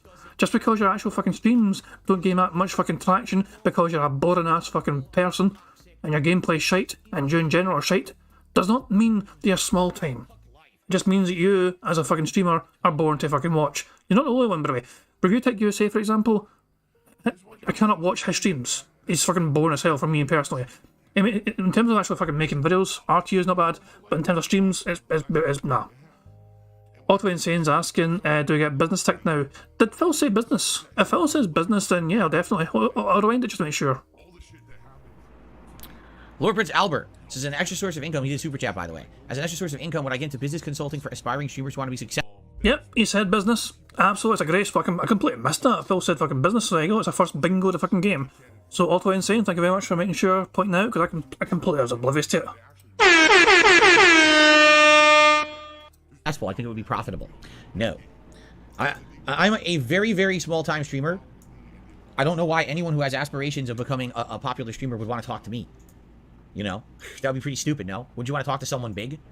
Like, you should definitely go pay for and watch that Ninja series on how to be a popular streamer, where he gives you very interesting tips like spend more money to improve your setup.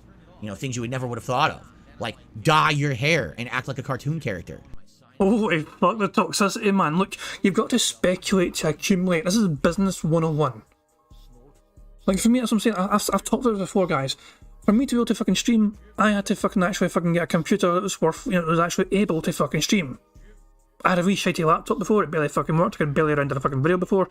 So if I thought to myself, if I want to enjoy my computing experience more and actually be able to fucking do streams, then I'm going to fucking need something to actually fucking do that. And so I fucking invested to fucking get myself a computer, and now I fucking stream for you guys. As well as fucking the other things, obviously, but yeah. You get what I'm saying? You know, to speculate, to accumulate. You invest in your business, and it fucking should hopefully pay off for you. In the fucking long term. Phil doesn't do that. Phil does not do that whatsoever fucking ever. He has to fucking wait for things to be given to him in order to fucking use it on his own content. Despite the fucking thousands of dollars he is given per month. He didn't bother getting himself a new capture card, didn't get himself a new webcam, didn't give himself anything to improve the office, the setup, whatever. Everything was given to him, donated to him, essentially. Nothing. Phil does not care about investing in his business. This is the difference here. And this is why he's such a fucking failure as a fucking streamer. Because everything has to get handed to him. It's just without fucking fail. Everything has to be given to him. And he has to be told how to fucking use it. Money, yeah, yeah. Money, money. Oh, money, money. Yeah, yeah. Money, money. Thank you very much for Quasar for Super Chat. It says, Phil has literally became everything from the banana song he's ranting about outside of dyeing his hair and doing pranks. Pretty much, yeah, he's fucking complete. This is what I'm saying. Phil has become the very thing he's claimed to fucking hate about fucking YouTubers. You know, like, from the fucking people, you know, doing react content, to fucking people making silly fucking faces for thumbnails, to just fucking people fucking stopping their streams to fucking do donations and reading out contributions. It's everything.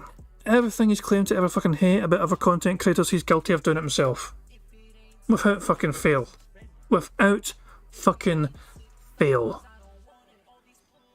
And Stevie Dead says that's because projection is a defense mechanism for narcissists. Exactly, yeah, exactly. He's big on the whole projectionism thing for sure. I'm actually working on a wee daft kind of battle rap thing, you know, or whatever, you know, for one of these things.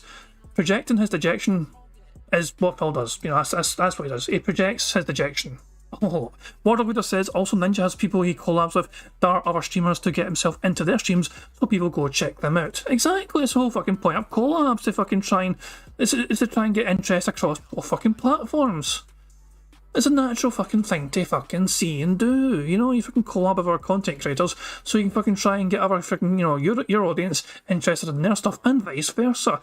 Usually when these fucking kind of collabs happen, especially if fucking people make videos about it, they'll have a video on one person's channel and then another video on another person's channel, you know, fucking going back and forth. That's the fucking way to do it sometimes. It's just, it's a natural and normal fucking thing.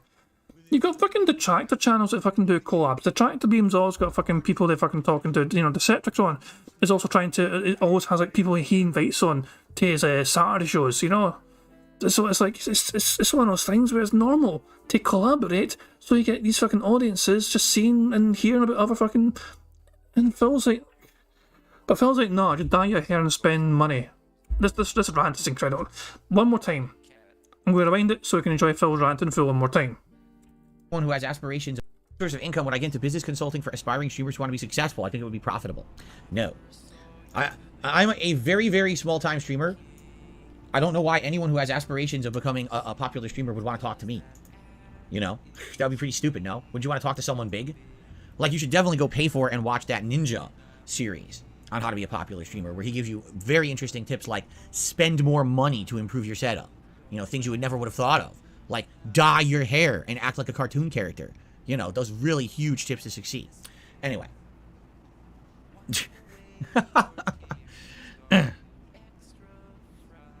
I've never played Dungeons or Dragons before in my life. No, I have not. Oh, really? At this Alamo Draft House, apparently you can order food and drinks in the theater when watching the movie, and they bring the food to you? That's interesting. I do not have access to Peacock for Yellowstone. No, I do not, Dark Antares.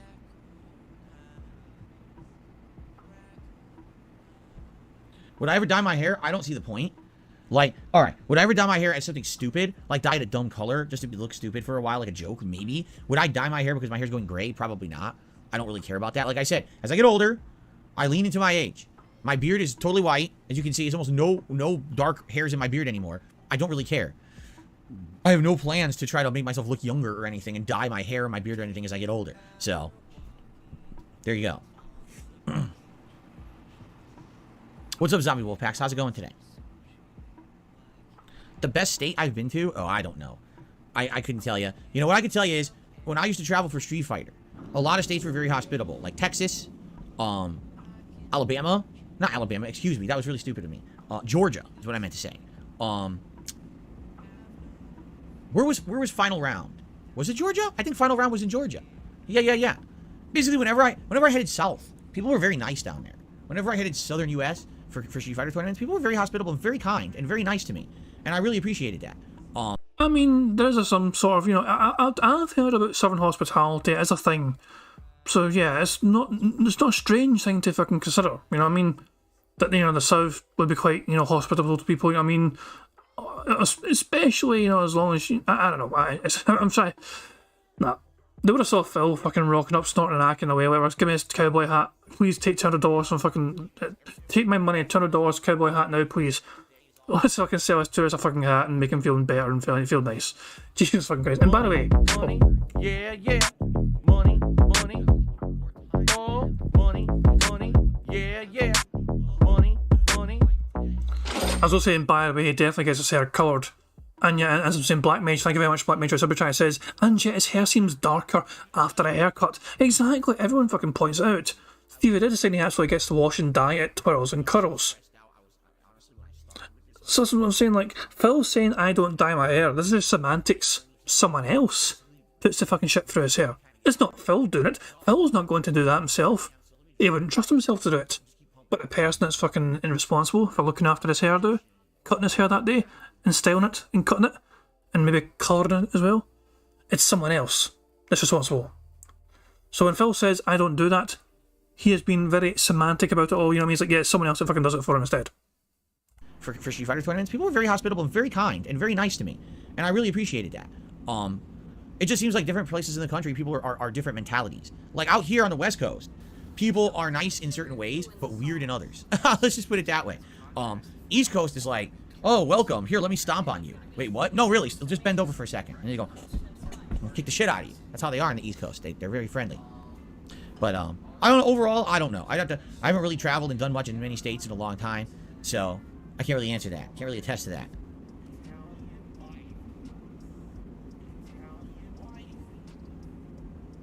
Do I see myself streaming 20 years from now? Probably. I'm serious about that, too. Like, right now, this is my 15th anniversary as a... Oh my god. Oh my god. 20 years from now. Oh my fucking god. Am I going to be fucking doing bingo into my fucking, like, 50s? Am I seriously going to be fucking doing DSP bingo in my 50s for you guys? What? Surely not. Steve is saying, wait, what the fuck did I miss? Here's what you missed, Steve. Do I see myself streaming 20 years from now? Probably. I'm serious about that too. Like, right now, this is my 15th anniversary as a content creator, if you're not aware. Now, I've only been streaming since 2013, so it's my 10th anniversary as a streamer, and my 15th anniversary as a content creator, okay? We'll actually be celebrating that in the fall, this September. I think we should do a celebratory anniversary event to celebrate how long I've been a content creator on the internet. I think that would be quite fun. Really? I think it's quite fucking boring. You know what I'm fucking doing in September? I've got a very busy fucking September coming up. You wanna know what I'm fucking doing in September? I am going to be enjoying my best pal's wedding, for example. Before the best pal's wedding happens, I'm going to enjoy a nice wee getaway for a week with my fiancée. We're going on holiday in September. I'm going to be, I'm one of the best men from my best mate's wedding in September. September for me is a very meaningful fucking month. Phil's like, oh, more YouTube shit. This is what I've got to look forward to. I'm still doing YouTube. And what have I got to fucking show for it? Absolutely fuck all. Apart from just being here a long fucking time. And then, as Wardle Leader says, he wants to do an event to make more money. Of course, that's the whole fucking point of Phil doing events, to make fucking money. Why in the fuck why in the hell else does Phil do events if not to fucking make money? It's the whole fucking point of Phil's existence to fucking make money. He lives, therefore he begs. But yeah, I just love the contrast. His September's gonna be fucking shite and miserable. Fucking still panhandling and begging for fucking contributions just because he's been trying a long fucking time. My September, I've got a fucking great holiday to look forward to, and I'm going to be best man, one of the best men from a fucking best pal's wedding. Money, yeah, yeah. Money, money. Oh, money, money. Yeah, yeah. Money, money. Thank you very much to DDog1968 for the super chat. It says, it just reminded me, the movie Nope, horses got eaten by an alien. I wonder if Kat was downstairs crying because of that. Sorry, spoilers, movie review. How dare you ruin that movie I was not going to watch, D-Dog? How dare you? Yeah, apparently a bunch of horses get fucking chewed on by aliens. Fucking amazing. But yeah, Kat's downstairs crying. Decepticon's on the stream. He's asking, anything good happened today? You just missed this wee gem from Phil. I'll rewind it one more fucking time. You missed this cracker from Phil. What? No, really. And I really appreciate it. Southern U.S., people are nice shit out of you. That's how they are in the East.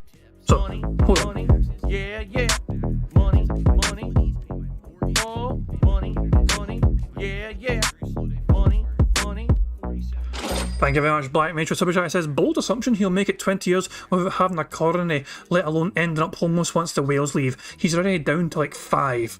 Whenever some go, some new ones come. That's just generally the pattern I've always seen down the fucking several years fucking doing this.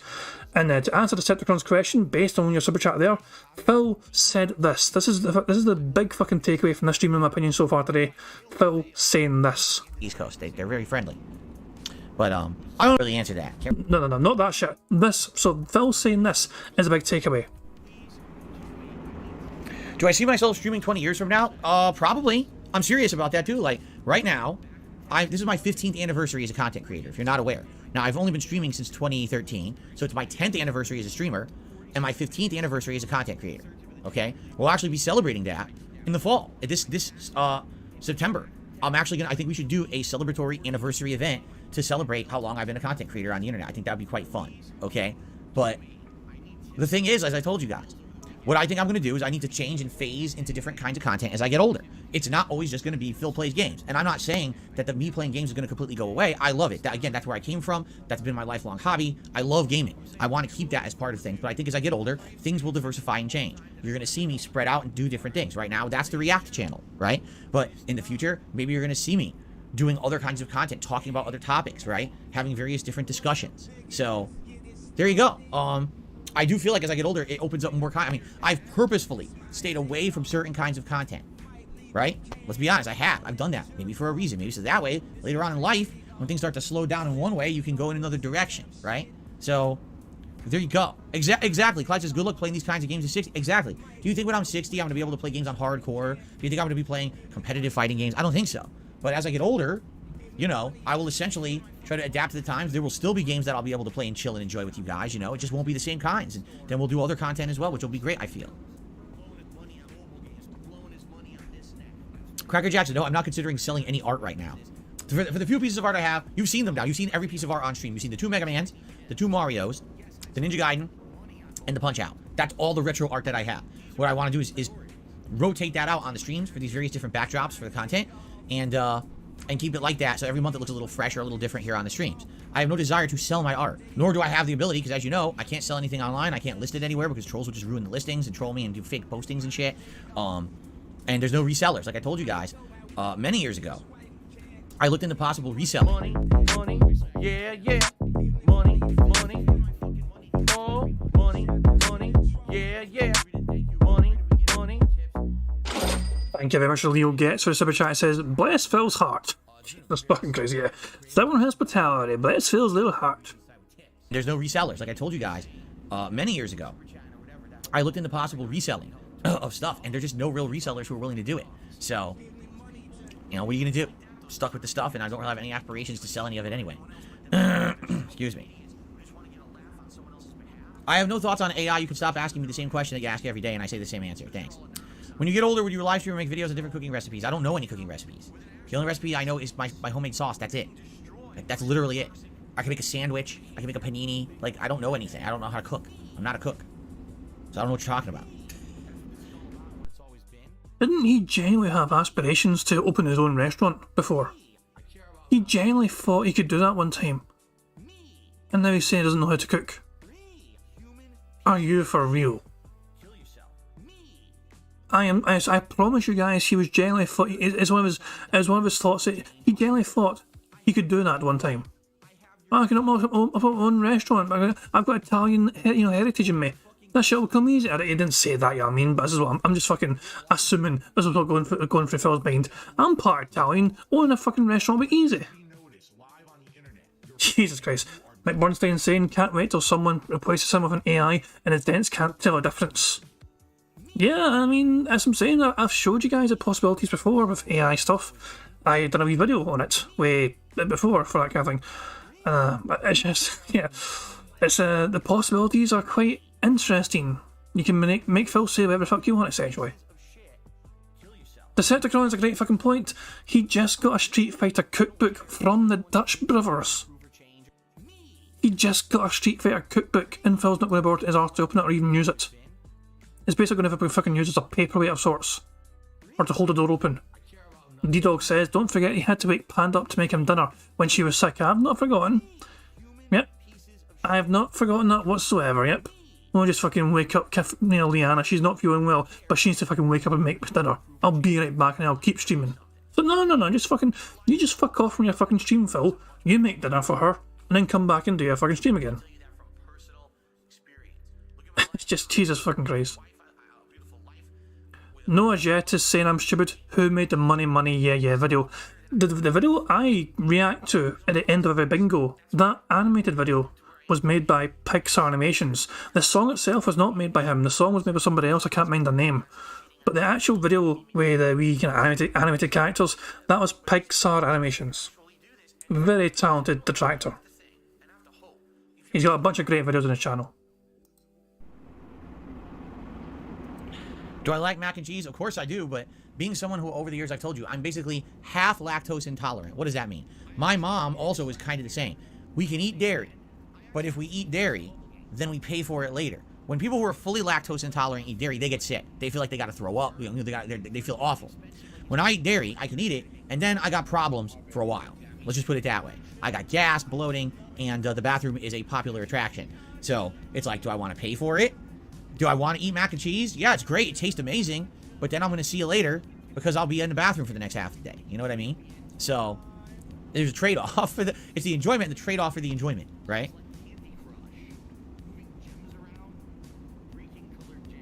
Can I bring back Minecraft? Maybe with a server with fans.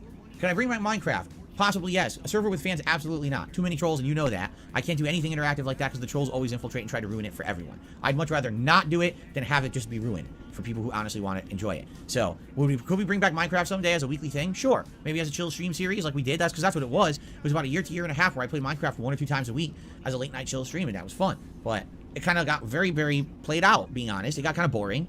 We were doing a lot. We had built a bunch of shit together and everything. And you get to a certain point, and you're like, man, it's kind of boring at this point. Maybe I'd like to bring it back and do something different with it, right? So I don't know. We'll see. It's a possibility. What about making it available to members only? How on earth would I do that? There's no way to have private conversations with members.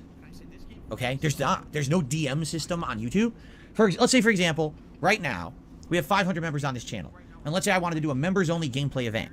So all I can do is I can post up a members-only post, but there's no way that those members would be able to contact me. They would have to put up private information in this post, and anyone else who's a member would be able to see it. There's no DMs on YouTube anymore. They did away with those many years ago. So essentially, you're creating a whole can of worms of privacy issues and doxing, and it's not worth it. I used to do things like this, and it involved my forums. What I would do is on my forums, now it's dspgaming.com, people would have to register on the forums and then contact me directly, and I would have your information, and then I would use it through DMs and stuff. But people keep complaining, oh, I hate that. I don't want to register for a third-party site. I don't want to have another account. I don't want to have to do this and do that. So that got phased out. There's no way to really do it. Let me put it this way. Again, anything with this level of, oh, can we do something privately with you, Phil? No. There's too much risk involved. Do you guys not understand the amazing amount of risk of doxing and stuff that can happen? But I have trolls who stalk me 24/7. The trolls literally try to dox anyone who sends me $1 on a stream. Yeah. Prove it. Prove it, Phil. Prove it. Just prove it. You're saying, you're fucking running your mouth saying a whole bunch of fucking things, but you have no fucking proof whatsoever. So, knowing that, why on earth would you be asking for something more that puts more risk? It doesn't even make sense. It really doesn't. Like, unless you actually are actively looking for trouble, it wouldn't make sense to ask for any of this. It's just really dumb. Just, you gotta give up these ideas, these lofty ideas, that I am a beloved character on the internet who has the ability to do these things. I don't. Alright? I wish I did. I did in the past. I actually did that stuff. But, you know, what do you expect? I cannot do the things everyone else does. I've been saying this for many years. Because these idiots just treat me like shit, I can't do anything like that kind of interactive stuff. Just give it up. Do you like the content I put out? Yes. But you can't be asking for things that are going to put other people at risk. I have to look out for my community. I have to think of the greater good. The benefit of me possibly playing with a small group of members who are looking to have that versus the risk of having a bunch of people get doxxed. The safety of my viewers is way more important than these things that people keep asking for. I've told you guys a bazillion times over the years, just get it out of your heads. It's not going to happen. You know, I would love to do the things other streamers do. The other streamers don't have these malicious idiots after them who are willing to dedicate insane amounts of time to harass the community. All right, so please just stop.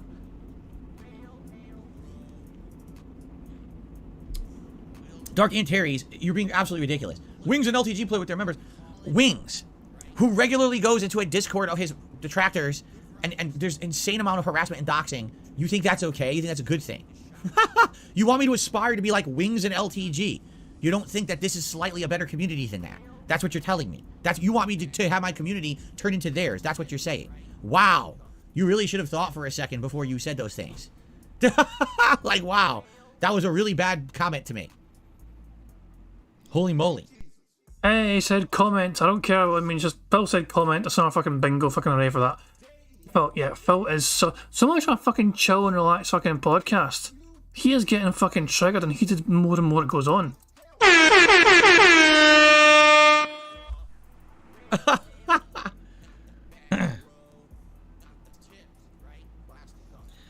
Anyway, exactly. No thank you. We don't want to go there. Trust me, it's a lot of work. It's a lot of discipline to keep things the way that they are right now. To make it that people can come to my streams and enjoy the content and feel safe and not like they're not going to get harassed. There's no Discord, right? There's no weird DMs and shit going on behind the scenes. There's no harassment. We literally just watched a documentary about Wings about all the problems happening with Discord and shit. Like, it literally, there's a whole segment about it. Why would you open that hornet's nest or poke that hornet's nest? Why would you open that can of worms? I mean, it's stupid. Anyway, some people are just ridiculous. Oh, let's see here. Oh my god, it's a huge thing here. So, I received a $1 tip from JDTV. He says, I'm interested in your opinion on Chris Benoit in WWE. I recently watched a documentary about him. It was called Dark Side of the Ring. Chris Benoit was one of the best WWE performers, but then he killed his wife and son and then himself in 2007. It's a huge controversy even to this day. Is there a way you can react to that documentary as a long-form react like you do once a month? You know, I don't know. I don't know much about. I've heard of that. It's called Dark Side of the Ring. I've heard of those documentaries. I think they're YouTube-based, right? They are YouTube-based documentaries. And I lived through that. You know, I was a wrestling fan when that Chris Benoit situation happened. And quite frankly, I was a fan of his wrestling. I was a fan of him in the ring. I knew. Yeah. This is such a controversial fucking topic, of course. As a wrestler, Chris Benoit, unbelievably talented. as a human being, look what he fucking did. Horrible. Absolutely reprehensible. And like, Jesus fucking Christ. No, I don't know. I don't think it's worth looking at, Phil.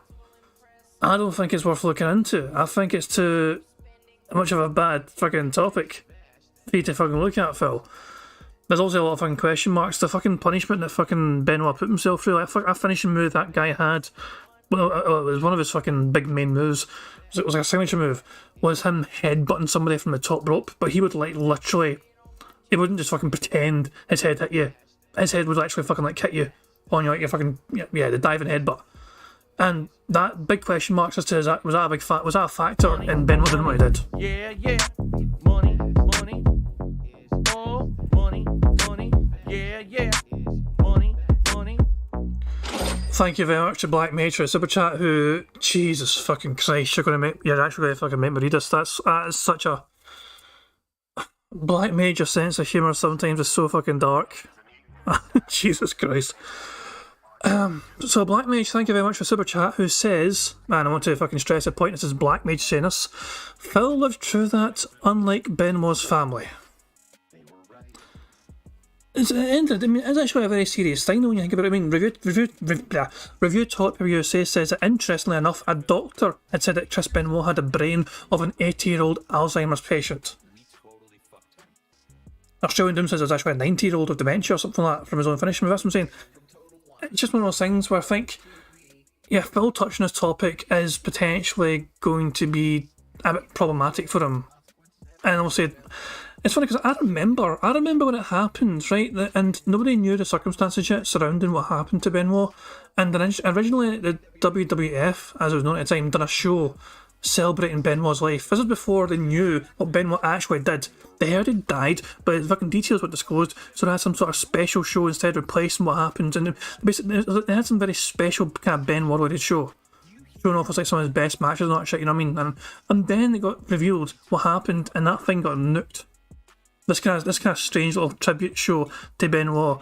It was like kind of spur of the moment kind of thing. It was done, got nuked when it got revealed what happened. And I was like, we're not going to talk about him again, which also is understandable because of the fucking way he did, you know. D-Dog says they avoided that in the Tetris movie. One of the converters for the port for Tetris, he moved from Russia to USA, killed his wife and son, then himself, never mentioned in the movie. Fun fact about the Tetris movie, a lot of that was filmed in Scotland. Apparently, Scotland has a lot of the kind of grey skies that can kind of correlate with Moscow. That's generally what they fucking said. The director in the fucking movie said that. So yeah, but yeah, movies about real life events as well are always going to fucking differentiate. Sometimes you're going to have some artistic liberty for Hollywood purposes to fucking skim out some details just to fucking make movies, whatever. It's but yeah, Phil seriously considering fucking talking about watching this. I don't know if it's going to work out well for him. And quite frankly, I was a fan of his wrestling. I was a fan of him in the ring. I knew nothing of him outside of the ring. Most people don't know much about these people outside of the ring. So, I'm being told by Lanuli, Dark Side of the Ring is owned by Vice. It is copyrighted to hell. So I guess the answer is no. Oh, that is okay. So that's all it took for Phil to say no. That is all it took. Not the horror, not the fucking potentially problematic subject matter of what Chris Benoit did to his fucking family, shit, and discussing those kind of potential consequences. But no, as soon as it's a case of copyright strikes, no. Yeah. Money, money. Oh, money, money. Yeah. Money, money. Thank you very much to Stephen Hawking for a super chat. It says, I can't wait for DSP to react to 9/11 after Chris Benoit. Yeah, that's... I think that would count as drama, so I don't think Phil's going to react to it anytime soon. He doesn't want drama, I just want to remember, he doesn't want any drama stuff. So I think we're safe for that for now. But hey, when September comes, who knows? Dark Side of the Ring is owned by Vice. It is copyrighted to hell. So I guess the answer is no. We will not be reacting to that. If we're going to get copyright blocks and copyright strikes, then the answer is no, we won't be doing that. Because I didn't know anything about what it was. So sadly, it sounds like a no. Okay.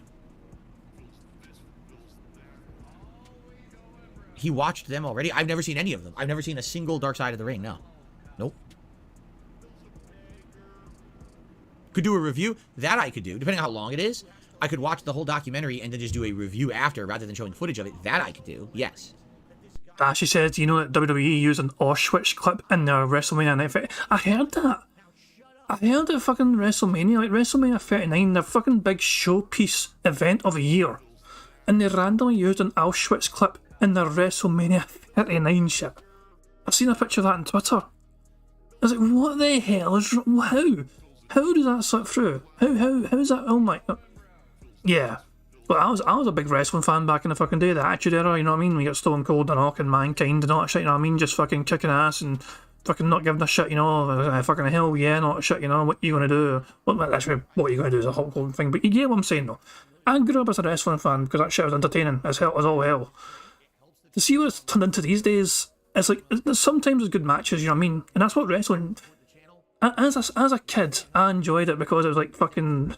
Like the you know what I mean, the fucking funny, crazy stories like, oh, fucking Kane wants to attack his brother Undertaker and all that shit, you know what I mean? And Kane's got these fucking powers. Oh shit. The Undertaker fucking all that shit as well. Oh, here, hold on. Dashi has sent me the thing for the Auschwitz clip. Yeah. What the fuck? WWE just used footage of Auschwitz for the Mysterio's WrestleMania promo. What the hell? What are the comments like? 100% Auschwitz, went there last year, can never forget it. Yep, once you've been there, you'll always recognise it. Some poorly labelled bureau and a video editor without a lot of experience leads to a bad decision. Jesus Christ. Jesus Christ, man. Fuck me, man. I forgot what I was fucking saying. Oh yeah, wrestling back in the fucking day, you know what I mean? I loved it, you know, when I was fucking younger, you know what I mean? But yeah. These days, I can appreciate good matches. I can appreciate entertaining and high quality matches sometimes, you know what I mean? And like, I appreciate the kind of the athleticism on show, or just how well the craft and the story in the ring. But yeah, a lot of it these days is just... Maybe it's just because obviously when you're younger you didn't fucking care about the theatrics as much, you know what I mean, and the storytelling. I don't know, but fuck me, I haven't really got much time for it these days, personally.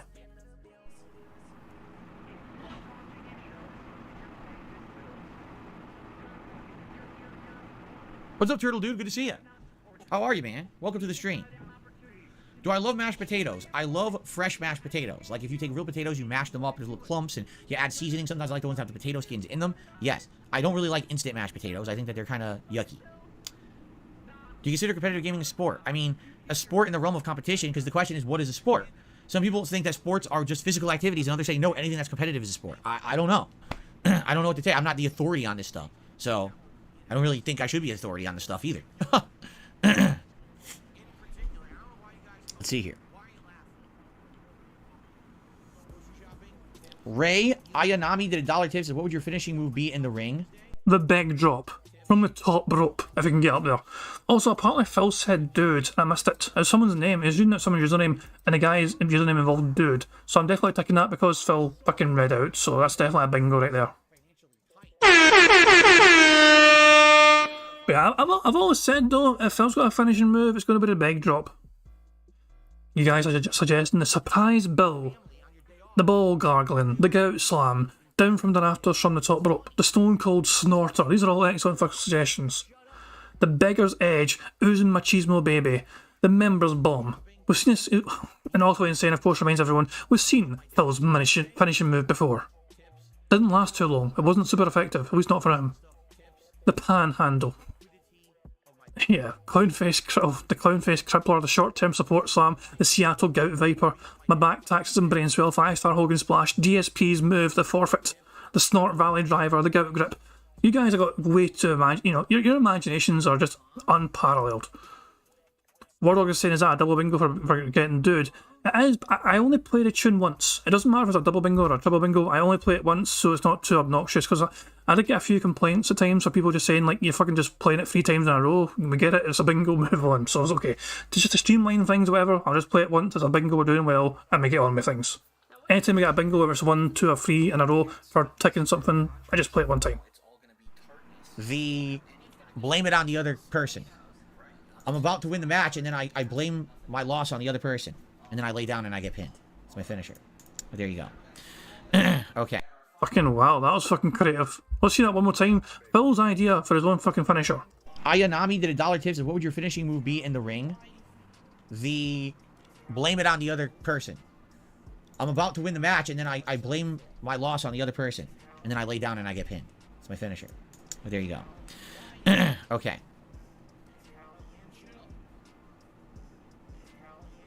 Do I use onions in my secret sauce? If you mean my pasta sauce, yes. Onions are a big part of that, actually. Diced onion, or chopped up onions. And they go in there, they slow cook in the sauce. Which is amazing to have cooked onions in the sauce. It's really, really good. Turtle Dude says that I hear you mention Sheldon Ring Run. We're talking about it. We're definitely talking about it as a consideration of the next thing that I do. April, from what I'm to understand, April is a much slower month for gaming. Really, there's nothing going on that interesting in April besides maybe 2 games. And if that's the case, I would need other stuff to do for when I finish Resident Evil 4 Remake, Metroid Prime Remastered. And so, maybe it would be an ample opportunity to start up an Elden Ring New Game Plus run. So, there you go. We'll see if that's what we end up doing this month or not. Like I said, I think this Friday, my birthday marathon event this Friday is going to be a key day because we're going to sit down and go through that game schedule. And once we sit down and actually do that, we're going to figure out exactly what's coming up and see what kind of time frames we have for other things. And then based on time frames between new releases, maybe we can brainstorm some ideas. So, no, I'm not going to be watching any YouTuber boxing of any type whatsoever. Nor, and I'm certainly not watching the Wings Boogie boxing match that would basically give support to Keemstar. Absolutely not. I'm in no way, shape, or form am I watching any of that shit. No. I'm staying away from it as far as possible. I don't care about it. I don't even want to know about it. I've had enough. I've had enough. Once again, he mentions Keem on his own shit. He is never going to stop talking about it. They've all moved the fuck on. Phil can't. Exactly. No drama, no bullshit. Staying away from it. Could have fooled the fuck out of me. I'm here to be with you guys, to chill with you, to put out content with you, to interact with you. That's my focus. That's it. I don't want to do anything else.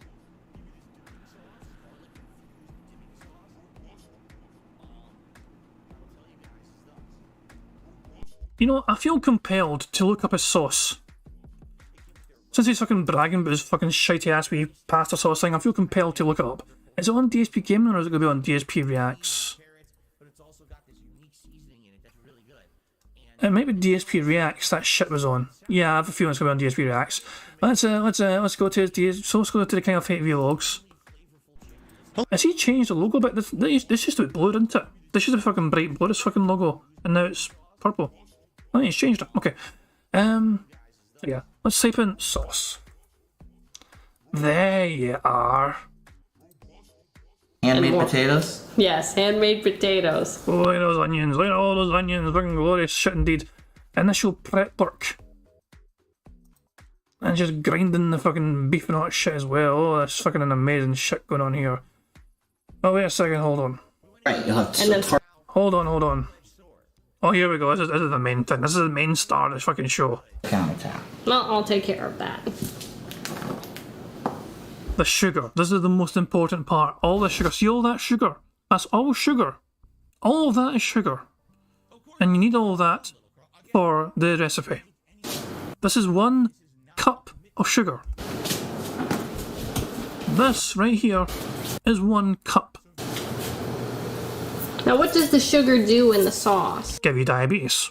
Adds sweetness, adds a contrast. If you don't, it's all going to be tartness, and you won't have any It's going kind to be of sweetness acidity to from the sauce. tomatoes. Right, you'll have And then spice. tart and it's acid and nothing else. And Phil says he can't cook. Look at that perfection right fucking there. Jesus fucking Christ, man.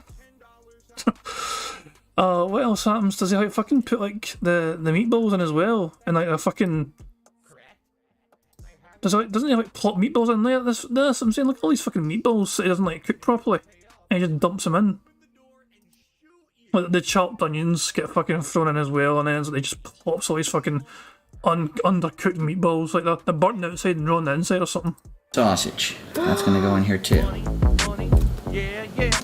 Money, Jesus fucking Christ. oh, money, yeah, yeah. Money. I made Leanna's feet dance you there since I wasn't on DSP right there. Thank you very much to Stephen Hawking for the super chat. It says, why are they heating up red Kool-Aid in a pot? I have no earthly fucking clue. I only have this fucking clip. For the sugar. The sugar is the fucking thing. Yeah, yeah. Money, money. Oh, money, money. Yeah, yeah. Money, money. Thank you very much, Warden, for a super chat. It says, Chef Boyardee is better. Man, I mean, I think most chefs would be... Hell, I'm probably a better chef than Phil, and I don't really cook too much. I can actually think... It's been a while since I actually proper put, like, made something, like, properly fucking, salt, decent. Like, I can make burgers. It's easy to fucking make burgers, you just fucking... Put it in the fucking, you fucking heat them up and you flip the burger over until it's fucking cooked and you fucking put it in the bun. Burgers are fucking easy, but like fucking actual proper decent fucking food. I don't know. Corazza says, I'm just getting hungry, thanks for curing me. No problem, no problem. Of course, one more time, in case you missed it. Phil's idea of fucking him being... This is the one thing that Phil can make. His sauce. His beloved pasta sauce.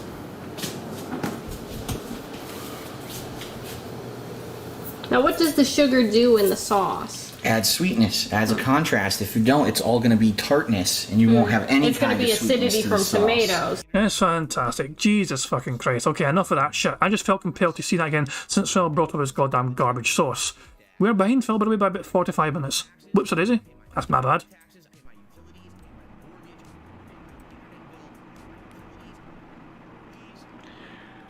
What the hell is Breath of the Wild on hard mode? I haven't even heard of that. There was no difficulty settings for Breath of the Wild, were there? I don't think there's ever been difficulty settings for a Zelda game. Ooh. Oh. Ooh, stiff today. But I'm not a rich man, and I don't have the means to do it. Some of that stuff out there has been insanely damaging and messed up. The things they said about me and my family, that's completely false. And they have absolutely... It had a master mode. What in the hell is a master mode? I don't even know what that is. I never heard of it before. And quite frankly, no, I'm not playing Breath of the Wild again because it's on my Wii U. I'm not dusting off the Wii U and finding a way to hook it back up and getting it working. I don't even know if it does. Remember, a lot of Wii U's bricked. So, no, I have no desire to work on that. At all. Would I play GTA 5 before GTA 6? I already told you guys as much that I would. I said that once GTA 6 is formally announced and we know that it's coming out, I would do a full playthrough of GTA 5 story mode before it as a lead-in. And it was funny because I've been telling you guys this for like 5 years. Because people keep asking, are you going to play GTA 5? And I'm like, I would play it again. I would play it again. And then there's no release date for GTA 6. There's never is. So because of that, it never happens, But GTA 5 would absolutely be a playthrough. Now it's been 10 years. Do you realize that? It's been... I feel compelled to experiment with a thumbnail. But GTA 5... This right here might be an interesting wee thumbnail. Phil, like, dragging his wee eye. Jesus fucking Christ. Okay, but I think that randomly, I think is a good thumbnail. Let me go full screen and get a wee screenshot of this. But Phil, this, I mean, Jesus Christ. Like, where'd you even begin with this? And Phil's a drug dealer. So I'm having a dream that basically people are saying every heinous kind of thing. Jesus Christ, hold on. I need to get the website as well. Hold on, I've not got a website ready. Remove, please be good. Please work out well. Right, so I've got the website ready. Let me get the image, copy, and paste. Simple as that. Jesus for Christ. And his fucked up wee haircut as well. His wee fucking polygon shaped fucking head. You can see the fucking edges with his butter ass fucking hairline. What in the fuck, man? Yeah, there we go. There's a thumbnail for tomorrow, ladies and fucking gentlemen. Wonky ass hair, wonky ass eyes, wonky ass, sunken ass fucking snort sacks. That's a fucking keeper right there. Absolutely be a playthrough. Now it's been 10 years. Do you realize that? It's been a fucking decade since GTA 5 came out. Can you believe it? I remember coming home from the store with GTA 5, popping it in and playing it live on stream that night. I totally remember it. I remember how many people I had. I had thousands of people. I want to say I had almost 2,000 people on my stream that night watching me play it. It was quite fun. It was a really awesome experience at the time. And you're right, I was drinking. I remember that first stream, I started off, I was drinking while playing, and I got increasingly more sloshed as the stream went up. I definitely remember that. Those were the good times. They were unique times, that's for sure. For sure. Unique! Phil said unique! We are 2 away from a full house because we have a free space because of the snorts. So we only need 2 of these things to happen. We only need 2 of these things to happen. because it's free space, which I won't tick yet. But yeah. And of course that's a bingo as well, because Phil said unique. Are we 25 likes away from a fucking 100? That's fucking amazing. Phil's got 71 likes. So does this stream have more likes than Phil's stream? Jesus Christ. Yeah, fuck DSP. Sure, but yeah, so when GTA 6 is announced, likely that year leading up to its release, I will do a full second time only playthrough of GTA 5. What's the strongest summon in Final Fantasy 6 as the villain? I don't know, because I almost never use summons in that game. In that game, the magic is way more powerful than the summons. The summons are actually quite underpowered. So I like never ever use them. I only just use basic abilities and magic. So I couldn't even answer that. Holdo, of course everyone does. He says, do you worry about future health issues because of your past history of drinking? I worry about future health issues about everything. You have to understand, there's a million things in my life that put me at risk. You know, I used to be insanely unhealthy when what I used to eat. That could put me at risk for like heart disease, right? I actually have medical conditions you guys don't know about because I've never talked about them, and they do put me at high risk for various different diseases as I get older. And likely I'm going to die from one of them, you know? And what are you going to do? That's what happens in life. You know, you get older and things happen and you deal with it. Am I deathly afraid of it? I mean, no. I mean, hold on. Yeah, hold on. What? Likely I'm going to die from one of these conditions, but I'm just going to fucking move on and deal with it. You mean deal with dying from it? I need to rewind this. I'm going to rewind it and I'm just going to let it play out, because that just fucking had me going, what? Powerful than the summons. The summons are... He says, do you worry about future health issues because of your past history of drinking? I worry about future health issues about everything.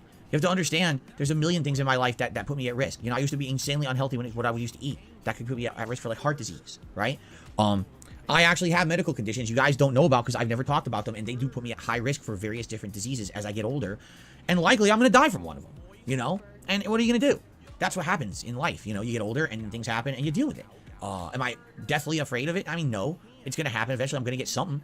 It's going to get me, you know? But there's not much I can really do about that now, right? So,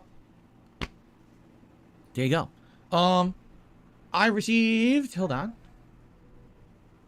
$1 tip from JTTV again. They said, true, the documentary is owned by Vice. Watch it once if you have some time. I had tears in my eyes. I lived through that time as well when I was a wrestling fan.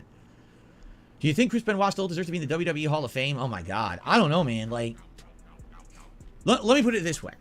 Can you separate art from an artist to the point where, like, you can actually forgive something insanely egregious, right? Like, let me give you some perspective. Let's say there was a musician. He was an amazing guitar player and singer. Absolutely amazing. Okay? One of the best. But he went out and he decided to kill 5 people for no reason. And then he was killed by police, and that was the end of his life. But he was an amazing singer-songwriter, and he could play the guitar like crazy, and everyone loved him as a musician, but he snapped one day and just killed people. Now, do you recognize that guy's talent moving forward? Should he hit the Rock and Roll Hall of Fame? Should there be things about, you know, should you still be selling his albums? Or because of the egregiousness of what he did at the end of his life, do you erase him, right? I don't know. I actually don't know the answers to that. Essentially, that's what happened to Chris Benoit. Chris Benoit was an incredibly well-respected pro wrestler. Everyone who met him in the professional capacity said that he was an amazing professional. He was a great guy. His wrestling ability was good. He protected everyone around him in the ring. Like, basically, he was so well-regarded. And then come to find out, this guy was getting degeneratively worse and worse in his private life, that likely a combination of probably drug use, but also having so many things, so many concussions in his head and everything, turned his brain into this degenerated state where he didn't even know what he was doing half the time. He was just kind of running on fumes, right? Running on autopilot. And by the time at the end there, the guy wasn't even like a fully functioning adult. You know what I mean? And so do you erase his legacy of what he did in the ring as a professional because of the heinous actions at the end of his life, you know? That's what happened. Like, literally, that's what happened. People have said, he's not worth remembering. But I think what's happened is over time, people tend to have changes in attitude and they re-examine these experiences from different perspectives. And here we are, 15, 16 years later, and people are like, well, you know, maybe we should reevaluate. Maybe we should give him a second chance. I don't know. You know, I haven't really done that much research, nor, again, am I an expert on these things. It's something certainly worth discussion, but I don't know. Fucking yikes. That is a fucking weird-ass take. most people would agree that Benoit was an incredible wrestler. Most people usually also agree, though, that what he did was absolutely fucked up and horrible. He killed his wife, he killed his child, then killed himself. That's a fucking horrible fucking thing. To fucking, no, you can't celebrate that, Phil, in any capacity. No, you cannot fucking reward that in any capacity, Phil. No. There's no fucking... You can't just ignore it, Phil.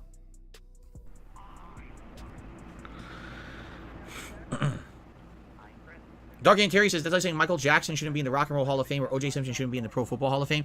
Not really, because both Michael Jackson and O.J. Simpson were never convicted of those crimes you're talking about. Like, Michael Jackson was never convicted as being a pedophile. O.J. Simpson was acquitted of murder. So that's different. No, Chris Benoit absolutely committed those acts, and he killed himself. So that's indisputable.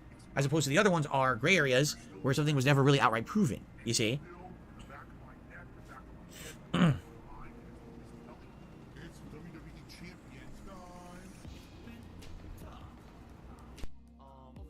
going to have to rewind that, okay? Because I feel Phil might have said necessarily without me realising, I'm not sure. But also I want to just fucking see that again.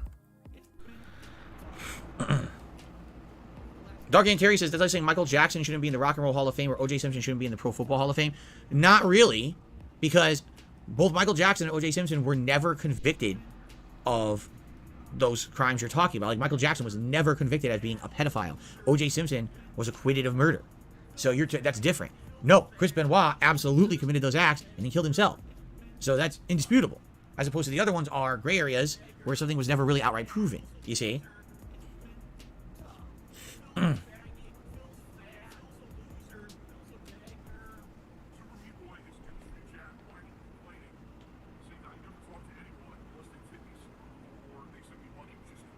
my goodness. Yeah, Cracker Jack says it's probably not for us to judge. For me, it's like, as an outsider to the situation, it was very sad when it happened. It was ridiculously sad. Like, I don't think we've ever seen anything happen like that before in a mainstream capacity. You know what I'm saying? Like, it's very rare when you would see someone who's in the public eye completely lose it and has to have something so egregious happen. But at the same time, is it for us to judge? I don't know.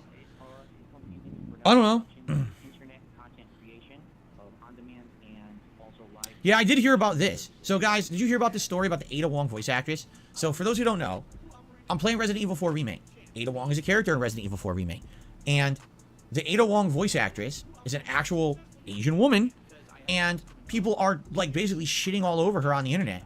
Before the game came out, she was, like, so happy to be a part. She was like, oh, you don't understand. Like, I really love Resident Evil. It's awesome to be representing this Asian character. Because I'm Asian. It's great to represent, who I am culturally. And to do this voice acting is a dream come true for me. And I'm so excited, right?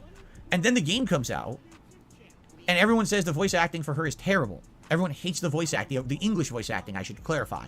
Everyone apparently hates the English voice acting for Ada Wong. So people have gone online and online bullied this voice actress to the point where she disabled and deleted all of her, like, she deleted her entire Instagram, besides, like, one post. She deleted, like, everything to basically, like, wow, I'm being so harassed that I don't want to even be online anymore. I mean, you're allowed to have an opinion on whether you fucking like it or not, but it's not the fucking person's fault that they were hired to do the fucking job. Like, that responsibility doesn't fucking fall on the person doing the fucking performance. That responsibility for that decision for her to fucking be the voice was a fucking responsibility of the fucking game developers. The fucking people that said, yes, this is going to be our voice, let's hire this fucking voice. If you're going to fucking bitch and whine about the fucking voice actress, don't fucking bitch and whine to the fucking voice actress. Bitch and whine to the people that made the fucking game instead. Voice your concerns to them. That's on the fucking game developers, not shit. It's not the person's fault. What are they going to fucking do? Just say, I'm sorry, move it. What are they fucking meant to do? You don't like the fucking performance in the fucking game? They did the fucking best they could. You don't like it? What are they going to do about that? They can't. It's the fucking people that are responsible for the fucking game. They made the fucking game. They should be getting these fucking concerns voiced to them instead. It just feels unfair. Obviously, you're allowed to fucking have an opinion, obviously, but at the same fucking time, don't just fucking... It's not their fucking fault you don't like them. What the hell? Exactly. Lord Odai says the voice director is a huge part of the blame and not the voice act. The person doing the voice is exactly. It's just crazy. So how is Phil going to turn this into a racist segment, I wonder? So just think about that. Just think about that. This is something you aspire to do your whole life, right? You get the job. The director of the game tells you, this is what I want you to do with your voice. Do it. You do what you're told. You fulfill the role. Because do you think... Okay, can I be honest with everyone? Do you really think a voice actor just does this?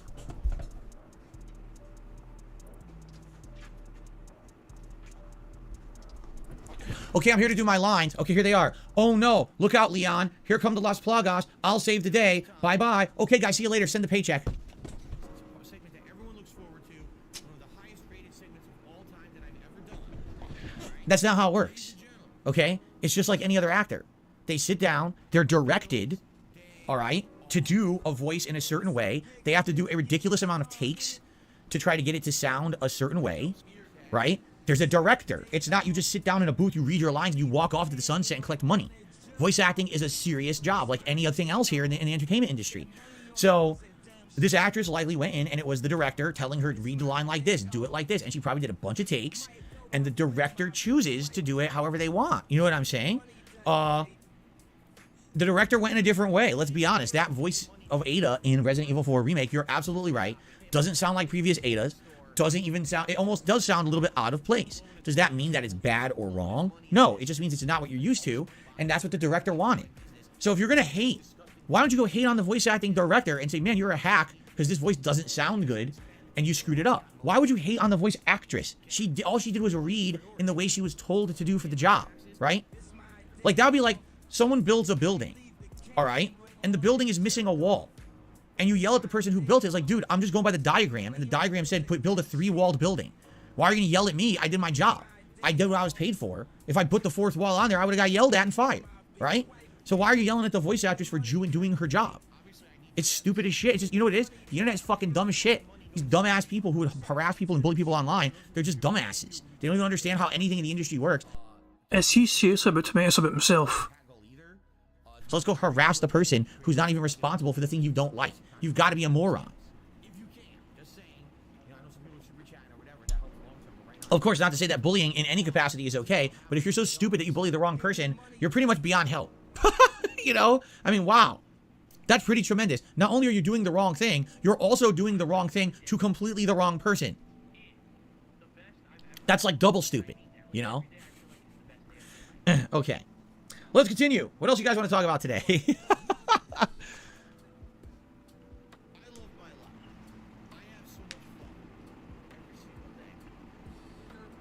Of course.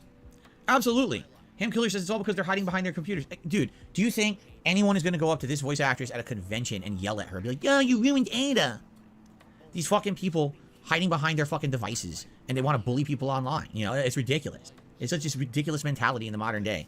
Just bully anyone we can get our hands on because we can fucking get away with it.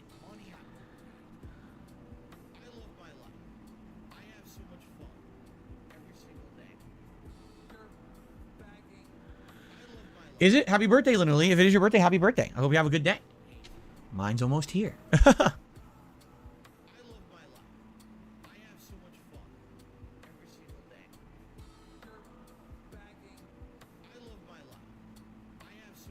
A Sekiro challenge run? I mean, from what the vibes I'm getting is that people would much rather see me do Elden Ring. Because in Elden Ring, you can do a second run that is completely different from your first, right? A completely different build. I would likely skip all the side dungeons, just being honest. I would probably do all the story-based dungeons and the major side content, but I would not be doing those stupid, very generic challenge dungeons that really don't serve a purpose besides, you know, raw exploration. Unless there's one that has a key item as a reward that I would need for whatever build I'm running with, I probably would skip all of those. But, you know, I feel like I need to do a second run of Elden Ring regardless, because I need to prepare for the Elden Ring DLC that's going to be coming out at some point. Right now, I don't even have a viable playthrough that could access a DLC. You know, I did New Game Plus, which means I'm at the beginning of a second run. I have to play through it. So, Cooper, did anyone tell you would make a great dad? No, literally not one person has ever said that. Generic says, what about an archer, perfumer, crafter build? Perfume is shit. Perfume is like really bad. I don't want to do like a build that's just annoying as fuck to play. You know, that's not the goal here, is to annoy me. The perfume builds were dumb to begin with. I never saw any use for them.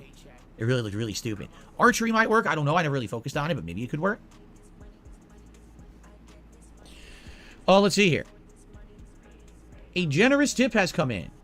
Ponage 101 just hit me $15 and says, to be disappointed or unsatisfied with voice acting is one thing. To do what they're doing is another thing, and taking it too far. That's why I don't respect the majority of people in society. I see them as a piece of trash that they really are. I mean, yeah, why would you be bullying someone online for a voice acting job, right? The guy just called society in general trash, and you're like, yeah, I agree. Can you imagine if this was the 1990s, but we had the internet like we have today? Can you imagine the original voice acting cast of Resident Evil 1? You're almost a Jill sandwich. Oh, blood. I hope this is not Chris's blood. So, by that rationale, they'd be hanging that original Barry voice actor by the balls, right? You know what I mean? Like, again, here's the thing. It's kind of like the early days of YouTube as well. Whenever something is new or growing or exciting, there's this air of positivity around it.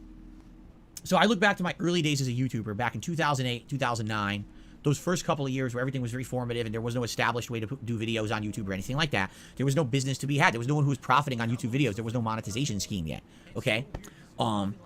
Basically, the attitude back then was, wow, you're uploading free content on YouTube? And it's something that we can watch completely for free and enjoy? Thank you. We're so grateful that you would upload this fun and entertaining stuff. And of course, back then, it wasn't like every video on YouTube was high production value. They didn't have any money behind it. It was all individuals just pumping out passionate content, things that they had actual, like, positive passion for. You know what I'm saying? And that was a good thing. Everything was a passion project. And you could see it, even though someone might have terrible lighting, an awful mic, an awful filming area. If they were just doing skits, if they were doing vlogs, they were talking about daily news, if they were singing, dancing, doing some kind of arts and craft or performative work, if they were playing video games, if they were reviewing something, no matter what it was someone was doing on early YouTube, there was this love and passion behind it, and then the viewing audience resonated with that, and it became this agreement. Thank you so much. We will continue to watch as long as you continue to put it out, and thank you. And you would look at the video comments back then, and they would be so chock full of positivity. And I'm not just talking about my content, I mean just in general on YouTube. Most of YouTube was so positive and fun back then. It was just a different place from today for sure to be. And, you know, what's happened is, over the years, YouTube became commercialized, it became oversaturated, and it became a way for people to say, I want to get rich quick. So what ended up happening was everyone rushed in with budgets and production value, and this is for business now rather than passion. And when that happened, all of a sudden the entire site shifted its attitudes. So now, because you have everything available to you immediately, instant gratification for any kind of content you could possibly want on the internet, immediately the attitude went from, wow, thank you, gratefulness and enjoyment, to, wow, fuck you, complete criticism, slamming, nasty bullying, trolling, and being a shithead to everybody, toxicity out the ass. It was like a complete culture shift. YouTube went from one of the most positive places on earth to one of the most negative, disgusting, drama-filled, toxic, black cloud shitfests. And that's what it is today. And that's kind of what's happening everywhere on the internet now. Is we used to all be so happy when something new was coming and something exciting. Now it's like, shit on it, crap on it, it's terrible, it's crap, criticize it until oblivion, bully the fuck out of everyone involved to the point where they bury themselves in the sand and are never hear from again. Now, where did that fucking mentality come from? Like, what the hell is going on with humanity? That this is what how we're acting now, right? Listen, I'm not the biggest fan of everything that I do. I sit here and I criticize video games all the time, correct? That's fine. You don't like a part of a game, you want to criticize it, you know, in the moment, you get passionate, you get excited about it, fine. Do you go after those game developers and fucking bully them all over the internet? When I was playing Wolong, did I seek out the dev team of Wolong and harass them on social media and harass them as much as I could? Oh, you guys suck. You're nowhere near as good as Sekiro. You fucked everyone over. Your game is a piece of shit. No. No. You don't do that. You don't go. That's the crazy, obsessive next step where people have to draw the line and be like, stop. I mean, I got banned, sorry, not blocked. I got blocked by EA Sports FIFA before on Twitter for complaining to them back in the fucking day about a fucking game. And I believe I still am blocked, obviously. They've had no fucking reason to unblock me. So if I go to Twitter and I search EA Sports, like FIFA, I'll probably still be blocked. I imagine. What's this shit? Oh, bingo, there you go. Fucking, so if I search EA Sports, like FIFA or something, am I still blocked? I'm still blocked. Yeah, my ass got blocked by the FIFA account for EA Sports because I was an angry wee bastard back in the fucking day to them. I was like, yeah, games, passion, all that shit. Yeah, they didn't like me fucking complaining to them. And right, so for good reason, I deserved that block. I was quite angry towards them at times, and I vented that anger towards them. I was a bitter wee bastard back fucking then. Jesus Christ, I'm still blocked. Have to do something like this. They have to say, stop it. Get some help. Because if we all had an MJ on our shoulder at all times to interject, I think that life would be a better place. Really, if we all just had our own personal MJ. But we don't. Instead, we just let ourselves get wrapped up in this internet culture of everything's fair game, destroy everything around you because you're anonymous and safe. It's ridiculous, man. Just like fucking calm the fuck down. Again, criticism is fair to a point. But there's a point when you pass the level of being a critic and you become a bully. We have to stop that step. Someone has to walk in at some point and say, stop it right at this step. This is the point you don't go past, all right? I'm playing the game and I'm criticizing it. Okay, I don't like the voice acting. I'll say I don't like the voice acting. I wish the voice acting was different or there was a different voice actress. Done. You've made your point. People get it. Go talk about it on a forum if you want. Go post about it on social media. That's okay. But don't go fucking harass the person, you idiotic fucking boob. Well, he calls us a boob. He fucking goes. Anyway, Raining Lemmer says, I appreciate you, but I have to tap out. It's insufferable. Yeah, it's quite annoying. I'm going 1.5 speed. 1.25 is not enough. This is quite insufferable. How dumb can you be to think it's okay to harass people online for something you don't like? But I know all about that, because I'm, sadly, the recipient. There he is! He made it all about himself. He found a way to make it all about himself. After all that, it comes full circle, and it's all about me. You go in there, Phil, and you make it all about yourself. Who cares what this fucking poor little voice actress fucking, run away from the internet because people are mean to her? I am going to make this all about me. We got there in the fucking end. We knew we fucking would. Excuse me, the recipient of all of that kind of shit on a constant basis. It's a horrendous living. Let me tell you. To be the ire of the internet for nothing. What did I even fucking do to deserve it? I sat here and played video games on my own channel. I never even ventured out and did anything harmful to anyone, yet somehow I'm the devil. Like, what the fuck are you talking about, you idiots? Anyway. Continuing on, another tip has come in. Remember, he's not dealing with the drama. He's not focusing on the drama. He's moved on positively from the drama. He's not going to bring up the drama. He's moved on from the drama. It has been 16, 17 days since the interview. He's still going on about it. Okay, I received an anonymous $15 tip. So thank you to the anonymous tipper, whoever that was. And with that tip, that's going to hit the first tips goal of the day, which is $50, which means it'll be Gunner Glasses time when we begin with gameplay here. I mean, I'll toss them on now, but you guys are going to see there's a lot of glare in these glasses with this ring light setup that we've got. But I'll toss them on anyway. So, guys, you know something I forgot to mention? So we're at 505 members. Thank you. I want to say to anyone who's been around recently and supported the channel, this week already has been a very supportive week. We have a record high number of members over on DSP Reacts. We have over 100 members over there now for the first time ever. We've never had that many. So thank you for that. Here on DSP Gaming, we had a big comeback. At one point we were only in the 300s for members for a while there. And then there was a rallying over the last week or two where people wanted to support the channel, and a lot of people either became a member or gifted memberships to the community. And now we're up to 505. So I just want to say thank you, because that is awesome growth. That will help in the long term for sure. And I really do appreciate that. We're at 505 members. Now today, I'm on DSP Gaming all day long today, which is awesome that I get to be here, not to jump channels or whatever. Okay? I have a goal of 5 members by the end of today. That's it. Simple. 5 members. And that's including this podcast, Metroid Prime stream, and the Oblivion stream later tonight. So if we can hit that, that would be absolutely tremendous. It would help a lot. Thank you in advance to anyone who supports this channel in any way today. A membership or a gifted membership sure would be great. Okay? Why not go back to Hades in preparation for the sequel? When is the sequel even coming out? See, if we know when the sequel is coming out, maybe I would consider it. But it has been a while. It's been about a year since I played Hades. 2 years? Actually, now I'm thinking about it. When the hell did I play Hades? Wait a minute. Didn't I play Hades the summer of 2021? Wasn't Hades the game he was playing when bankruptcy stuff happened? The Bank Week stuff, wasn't the Bank Week game, wasn't that actually the game he was playing when the fucking Bank Week stuff got revealed? So I feel it was September 2021 he played Hades, or am I thinking of a different game? Right?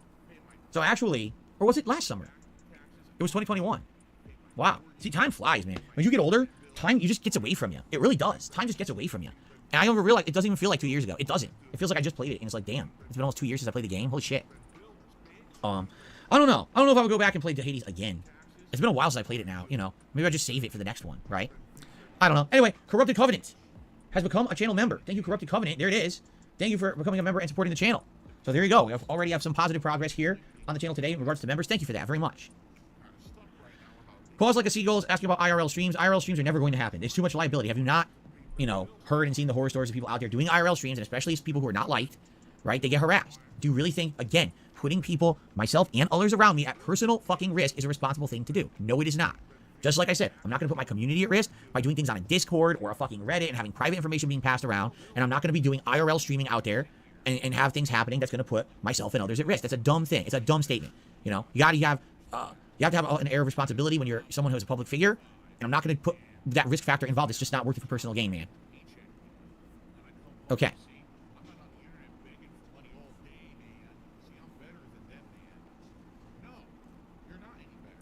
If I had a chance to travel anywhere in the world right now, what would be my destination? See, I don't even know.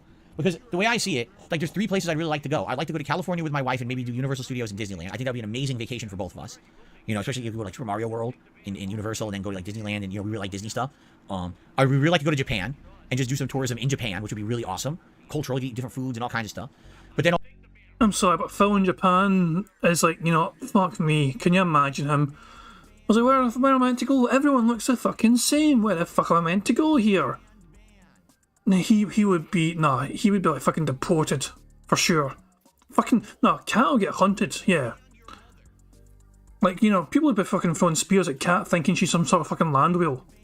And also, we'd like to go to Europe and do like a European tour. Go on those trains. You go to like major countries in Europe and just do like a day, maybe a day, 2 days in each major country in the major areas and eat some food and do some fun stuff. I don't even know if I could pick. But again, here's the thing. I literally don't think about that until you guys ask. I'm the kind of guy. I know some people say this sounds sad. Okay, if it sounds sad, it sounds sad. But I'm the kind of guy that I don't have aspirations of greatness, nor do I like thinking about things that I'd like to do or aspire to do unless they're reasonable. That is utterly pathetic. Imagine going through life with no hope. You know, no dreams. I'm just going to accept and settle for fucking mediocrity. And then complain and bitch and whine and moan about it and wonder why I'm not doing better. Maybe it's because you're fucking giving up. Okay? Right now in my life, there is absolutely no reasonable expectation that I'll be able to do anything like that. You know? I'm in a situation where I gotta work full-time 6 days a week. I'm barely making ends meet some weeks. Some weeks are better. Sometimes they're better. Sometimes they're worse. It fluctuates. But I'm in a part-time in my life right now where none of this is possible. You know what I'm saying? I don't have any funds or money or anything that I can do stuff like that. So I prefer not to think about it, because when you think about it, you start thinking, oh man, I'm sad I can't do it. Just don't think about it then, right? And then maybe in the future things will get better, and then you can focus in on those positive things you want to do. But until they're viable, why even focus on them?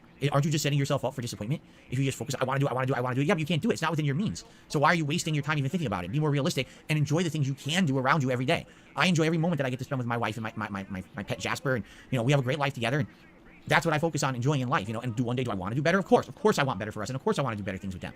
But why am I going to waste time being the person thinking about the big trip coming, the big this, the big... It's not coming.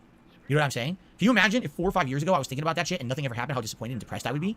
You know what I mean? Like, you got to focus on the positive things in your life that you have, not the things that you want that you can't realistically have, because then, if that's the case, you'll be one of those... Money, yeah, money, oh, money, yeah, money. Thank you very much to Kyle Denson for the super chat. He says, Phil could go on vacation if he dropped the gotcha game. His addiction is a real problem. Completely true. If Phil did not spend hundreds and hundreds of dollars per month, if not thousands and thousands of dollars every month, on that WWE Champions mobile game, or, okay, these days as well, he may be spending money on that Street Fighter game for all we fucking know. If he didn't fucking have these fucking vices, these fucking money sucking, you're just pissing money away, Phil, at this point. Like, some people fucking squander money on dumb shit like fucking, you know, like, too much fucking, like, you know, alcohol or fucking drugs or fucking, you know, or a mobile game where there is actually nothing tangible for you fucking, you can't even, it's as if it's, there is no fucking value in the account, Phil. There's no value whatsoever in the fucking value of a WWE Champions account. It's like, what does Phil gain from playing the fucking game? It's just immediately burning money into the fucking wind. It's bizarre. I don't understand how people fucking fall for it. I really don't. It's baffling, yeah. Phil, he is his own worst enemy. He needs fucking genuine, serious help. He refuses to get it though, because according to him, he hasn't got a fucking problem. The positive things in your life that you have, not the things that you want that you can't realistically have, because then, if that's the case, you'll be one of those people who's never satisfied with anything, who literally can't find a moment of, like, peace, because all you ever want is the next thing, the next thing, the next thing. It never ends, right?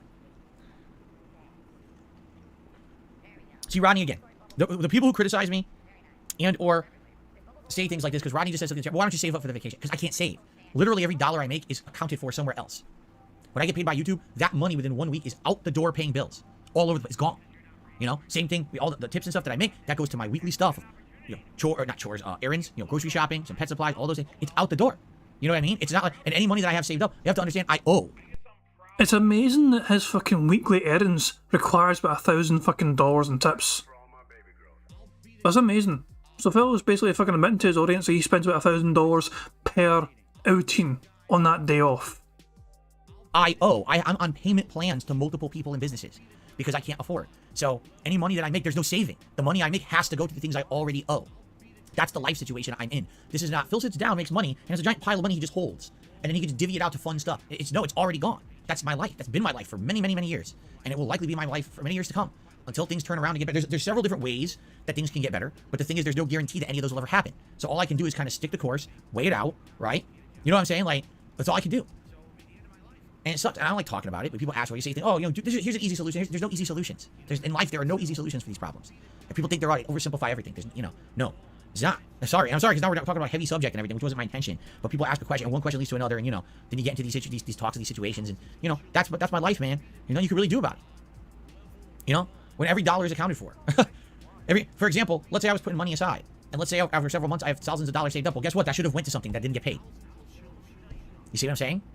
That's the situation I live. So, it's life. That's my life. Hershey Squirts did a $2 tip. Well, I'm so glad that Hershey Squirts is here to make it a more lighthearted discussion now. What would Street Fighter Phil or 2008 say to his detractors during the interview with Side Scrollers? Oh, God. You don't even want to know. Oh, my God, you don't want to know. No, old Phil, who had no patience for anything or anyone, who got so angry at everything around, like, I think that actually, their entire channel would have been banned from YouTube. I don't think we would have gotten too far. They would have had to delete the show. Or at least, you know, yeah, it wouldn't have gotten that far, man. Let's put it that way. I'm a lot different these days, that's for sure. That's for sure. That wasn't really the question, Phil. They weren't asking you what the fucking 2008 version of DSP would have been like on the interview. The question was, how would 2008 DSP have reacted to current day Phil on that interview? Like, how would 2008 DSP react to seeing what his fucking future self would be like on that interview? And yeah, 2008 DSP would have been pissed that he fucking saw his fucking pathetic creature on that fucking interview. He would have been pissed off, he would have been crying, he would have been furious, he would have been fucking calling himself a fucking pussy in the future. He would have been raging. If 2008 DSP had seen that shit, he would have maybe fucking thought to himself, maybe I should just fucking kill myself after all or something. There's no fucking way that Phil saw this for himself. There's no fucking way. Like, imagine Phil has become the absolute fucking everything he's claimed to ever hate about a fucking content creator, about a fucking YouTuber. He does the fucking react shit now, you know what I mean? He's fucking making silly fucking faces, not sure. He's got LEDs behind him, and he's got a fucking silly ass hairdo. Although he claims it's not that fucking silly, but it looks like a fucking questionable 1939 inspired sort of hairdo style. Quite European. Guts, enjoy your second run in Persona 4 Golden. No, I've never played Sonic Rivals. I don't even know what that is. By the way, we're coming to the end of the show, just so everybody knows. We're going to end the show momentarily here. So thanks to everyone chilling. Thanks to anyone who supported the stream this morning. We're going to be starting with chill gameplay of Metroid Prime Remastered in just a minute here. Just give the last segment or two, last final words here before we adjourn. Okay. Oh, excuse me. I'm sorry, guys. I didn't feel that one coming. If I felt it, I would have muted the mic. I did not feel the burp coming, and it hit me. It's like, oh, shit. He has burped 7 times so far. He's not muted one of them. Okay.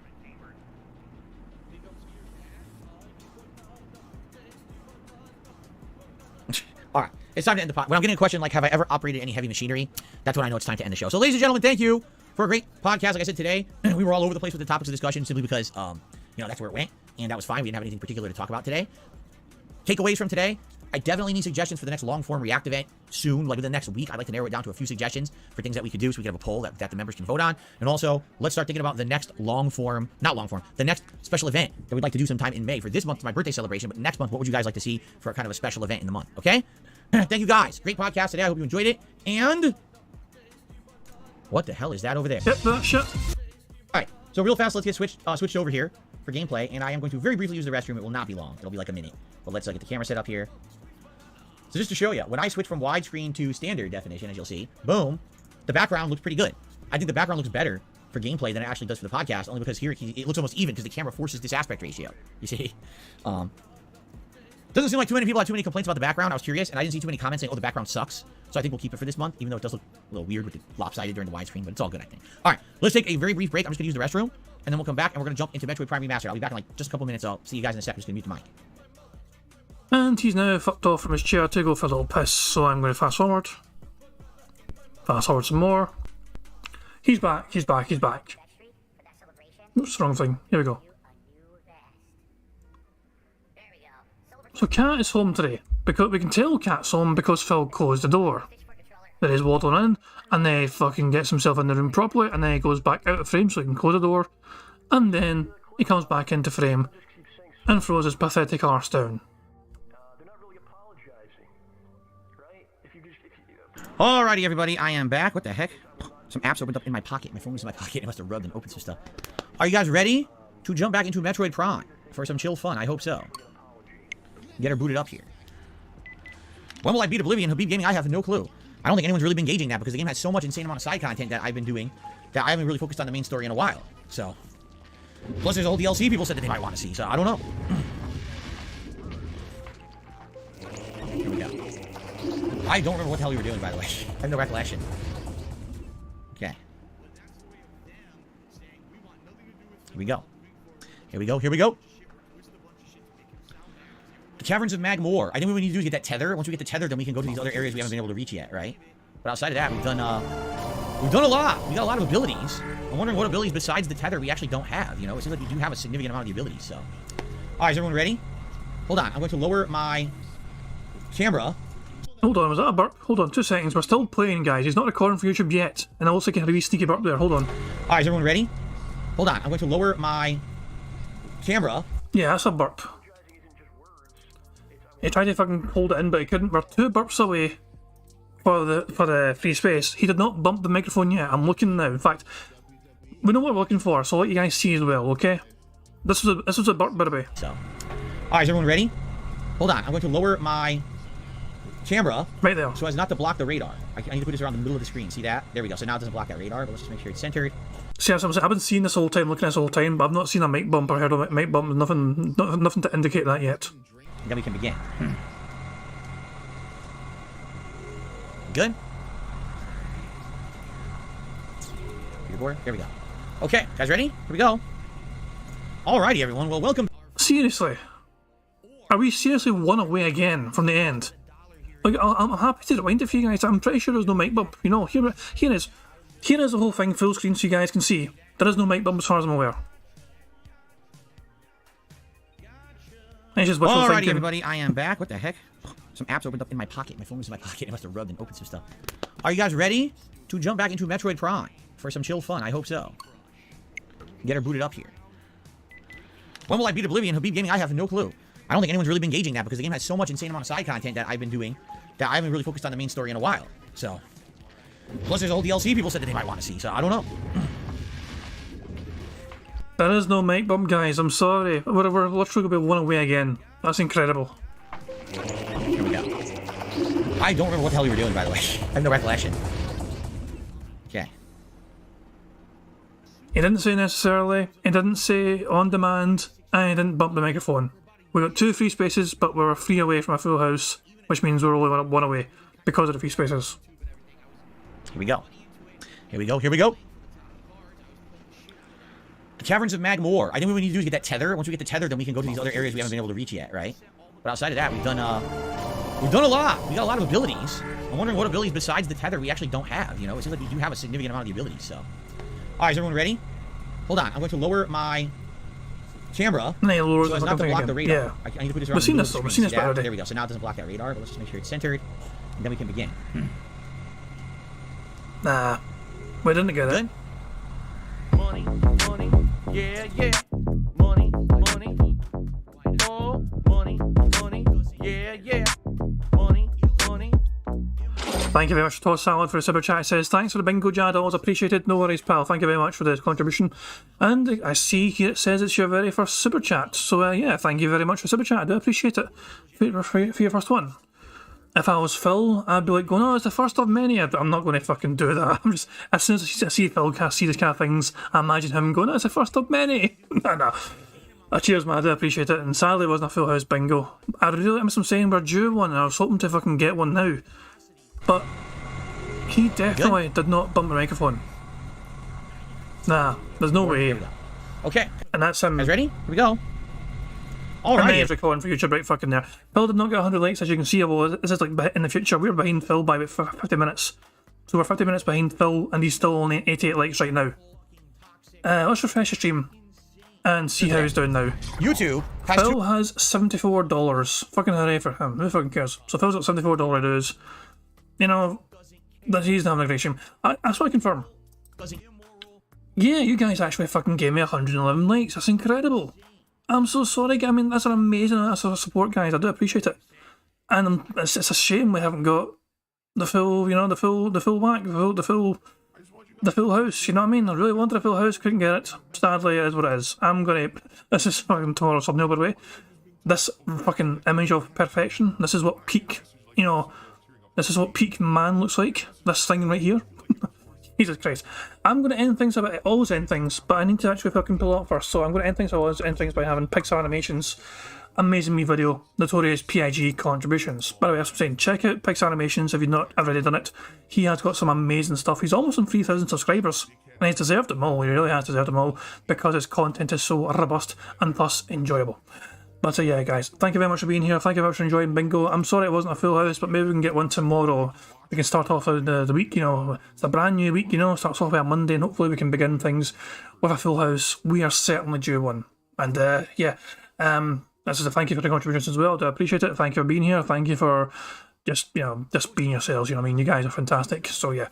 But yeah, I'm going to end things how I'll send things by playing the today's PIG contributions. I'll be back tomorrow for some more Bingo, but until then, I'm going to peace out. So enjoy the rest of your weekend, tell you what to spend it, and I'll catch you all later. Peace out. On September 14th. Whoa. We need to fucking put it back onto normal speed. This is on 1.5. You calm down there, fucking fast talking lady. On September 14th, a pre-authorized payment of $16.51 from PayPal.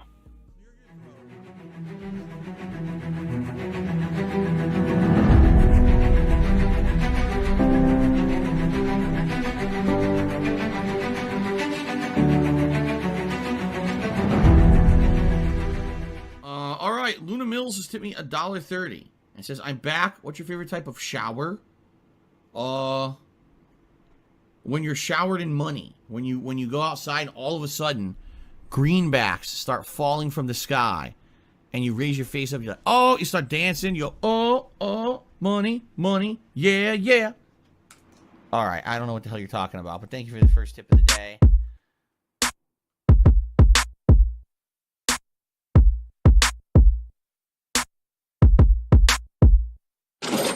Money, yeah. Money, oh, money, yeah. Money, yeah.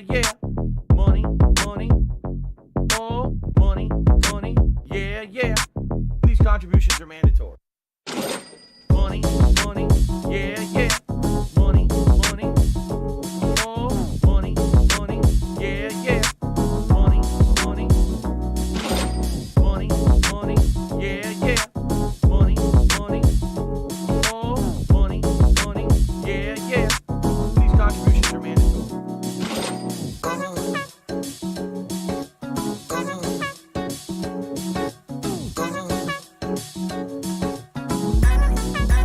Show me the money. Money,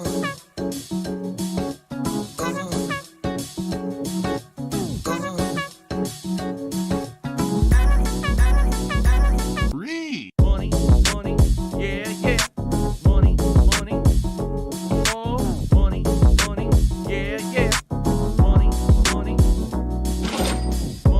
money, yeah.